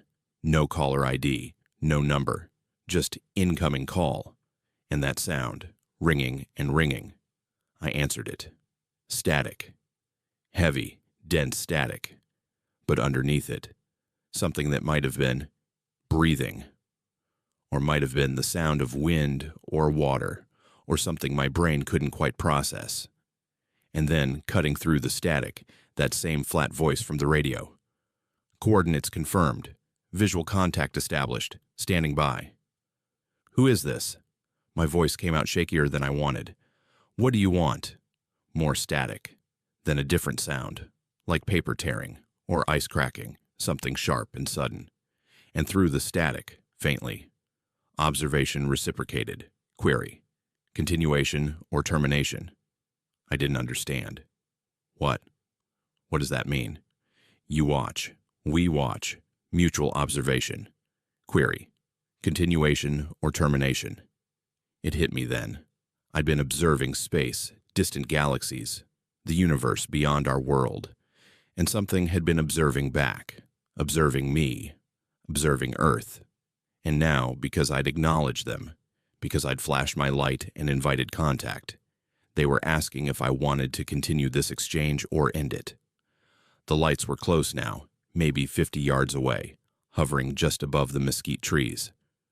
I could see the void in the center more clearly. A triangular craft, completely black, absorbing light rather than reflecting it. The 3 light sources were at its corners, and they were fixed on me with an intensity that made me feel like an insect under a magnifying glass. "Termination," I said into the phone, my voice barely a whisper. "Please, termination." Silence on the line. The lights held their position, then, "Acknowledged. Observation concluded. Warning. Equipment retained for verification. Departure imminent." The line went dead. The lights rose suddenly, shooting upward at impossible speed, and within seconds they were just points in the sky again, then nothing at all. The thrumming stopped. The radio fell silent. The desert returned to its normal nocturnal state, as if nothing had happened. I stood there, heart pounding, trying to process what I'd just experienced. Then I remembered the warning. Equipment retained for verification. I looked at my telescope setup. My laptop was blank, powered off, even though it should have been in the middle of recording. My camera had been removed from the telescope mount and was sitting on the ground about 10 feet away, though I hadn't heard anyone approach. When I checked the memory card, it was empty, completely wiped, all my photographs from the entire night gone. But worse than that, my telescope itself was different. The entire optical tube assembly had rotated 180 degrees, so the eyepiece was facing the wrong direction, and the primary mirror, when I checked it with my flashlight, had marks on it. Not scratches or damage, but patterns. Precise geometric patterns etched into the reflective coating. Circles within circles connected by straight lines forming a design that looked like a map, or coordinates, or something my human brain couldn't quite interpret. I packed up fast, throwing equipment into my car with none of my usual care, just wanting to get away from that clearing, away from Oracle, away from the dark sky that suddenly felt like it contained too much attention. I drove back to Tucson going 15 over the speed limit, constantly checking my rearview mirror for lights following me. Back home, I tried to make sense of it. I examined the patterns on my telescope mirror, took photographs of them, tried to research similar markings. Nothing. I contacted MUFON, the Mutual UFO Network, through their anonymous reporting system, described what happened. They were interested, asked follow-up questions, but ultimately couldn't offer explanations. The radio recording was gone, wiped along with everything else. My phone showed no record of that incoming call. It was like the entire incident had been scrubbed from digital memory, leaving only my testimony and the marks on my mirror. I haven't gone back to Oracle, haven't done any stargazing at all, actually. My telescope sits in my garage, covered with a tarp, those inexplicable patterns still etched into its mirror. I can't bring myself to use it again. Because here's what haunts me. The voice on the phone said, "Observation reciprocated." It implied that for however long I'd been looking up at the stars, something had been looking down. At me. At us. How many nights had I stood in that clearing, thinking I was alone, thinking I was the observer, never considering that I might be the observed, and the question it asked, continuation or termination, that implies a choice, an ongoing relationship that I could have accepted. What would have happened if I'd said continuation? What kind of exchange would that have led to? Part of me wonders if I made a mistake, if I passed up a chance to understand something profound about the universe and our place in it. But the larger part of me, the part that remembers that triangular void blotting out the stars, that remembers the feeling of being studied like a specimen, that remembers the cold intelligence behind that flat voice, that part knows I made the right choice. Some observations aren't meant to go both ways. Some watchers aren't interested in communication or understanding, just in cataloging and collecting data about the things they find. I think about those marks on my telescope mirror, that map or diagram or whatever it is. Sometimes I wonder if it's a warning or a claim or a bookmark, a way of saying, we've been here, we've seen this equipment, we know who is using it. What scares me most is the possibility that my termination request wasn't really accepted, that somewhere, In some database or log or collection of observations, my coordinates are recorded. My face, captured through my own telescope's optics, is filed away. That if I ever point a lens skyward again, if I ever look too long at the stars, something might look back and remember me. There are over 500 billion galaxies in the observable universe, trillions of stars, uncountable worlds. The universe is so vast that we can't even properly comprehend it. And we've always assumed, hoped, really, that we could study it safely, from a distance, without consequences. That we could be observers without ever becoming the observed. But Oracle taught me different. It taught me that in the dark between the stars, something is watching. And when you watch back, when you make that contact and acknowledge that you see them, you create a connection that can't easily be broken. You become part of their observation, part of their data, part of whatever purpose drives them to travel across the unfathomable distances of space to hover above a desert clearing and ask a terrified astronomer whether he wants to continue the relationship. I said no. I chose termination, but the marks on my mirror suggest they kept something anyway. A sample, a record, a piece of verification. And sometimes, late at night, my phone will make sounds it shouldn't make, cycling through tones and frequencies, like something is still trying to reach me, still trying to complete whatever observation I interrupted. I tell myself I'm safe, that I ended it, that they moved on to observe other things, other people, other worlds. But I don't really believe it. I think once you've been seen, really seen by something from out there, you carry that attention with you forever. It's a mark you can't wash off, a frequency you can't unsubscribe from. So I stopped stargazing, stopped looking up, because the universe is vast and beautiful and terrifying, and somewhere in that vastness, something knows my name, knows my coordinates, knows the patterns of my telescope and the sound of my voice. And if I look up again, if I point my instruments toward the sky and resume my observations, I'm afraid of what might resume observing me. The stars are still there. The galaxies are still spinning. The cosmos continues its incomprehensible dance of creation and destruction, of light and darkness, of infinite space and unimaginable time. But I watch it now only through other people's photographs, through documentary films, through the safe distance of a screen. Because out there in Oracle, under those perfect dark skies, I learned that observation is a two-way street. And some things in the universe don't appreciate being watched without permission, without acknowledgement, without the understanding that watching means being watched in return. Subscribe to Haunted Fears and join our horror family, because we've got more stories about what watches from the dark, what responds when you reach out into the void, and what it means to realize that you're not the apex observer in a universe full of eyes. Keep your telescopes covered. Keep your signals quiet. And remember, when you gaze into the abyss, sometimes the abyss doesn't just gaze back. Sometimes it records your coordinates, marks your equipment, and waits to see if you'll look again. Stay safe out there, and never forget that in the cosmic dark, you're never truly alone.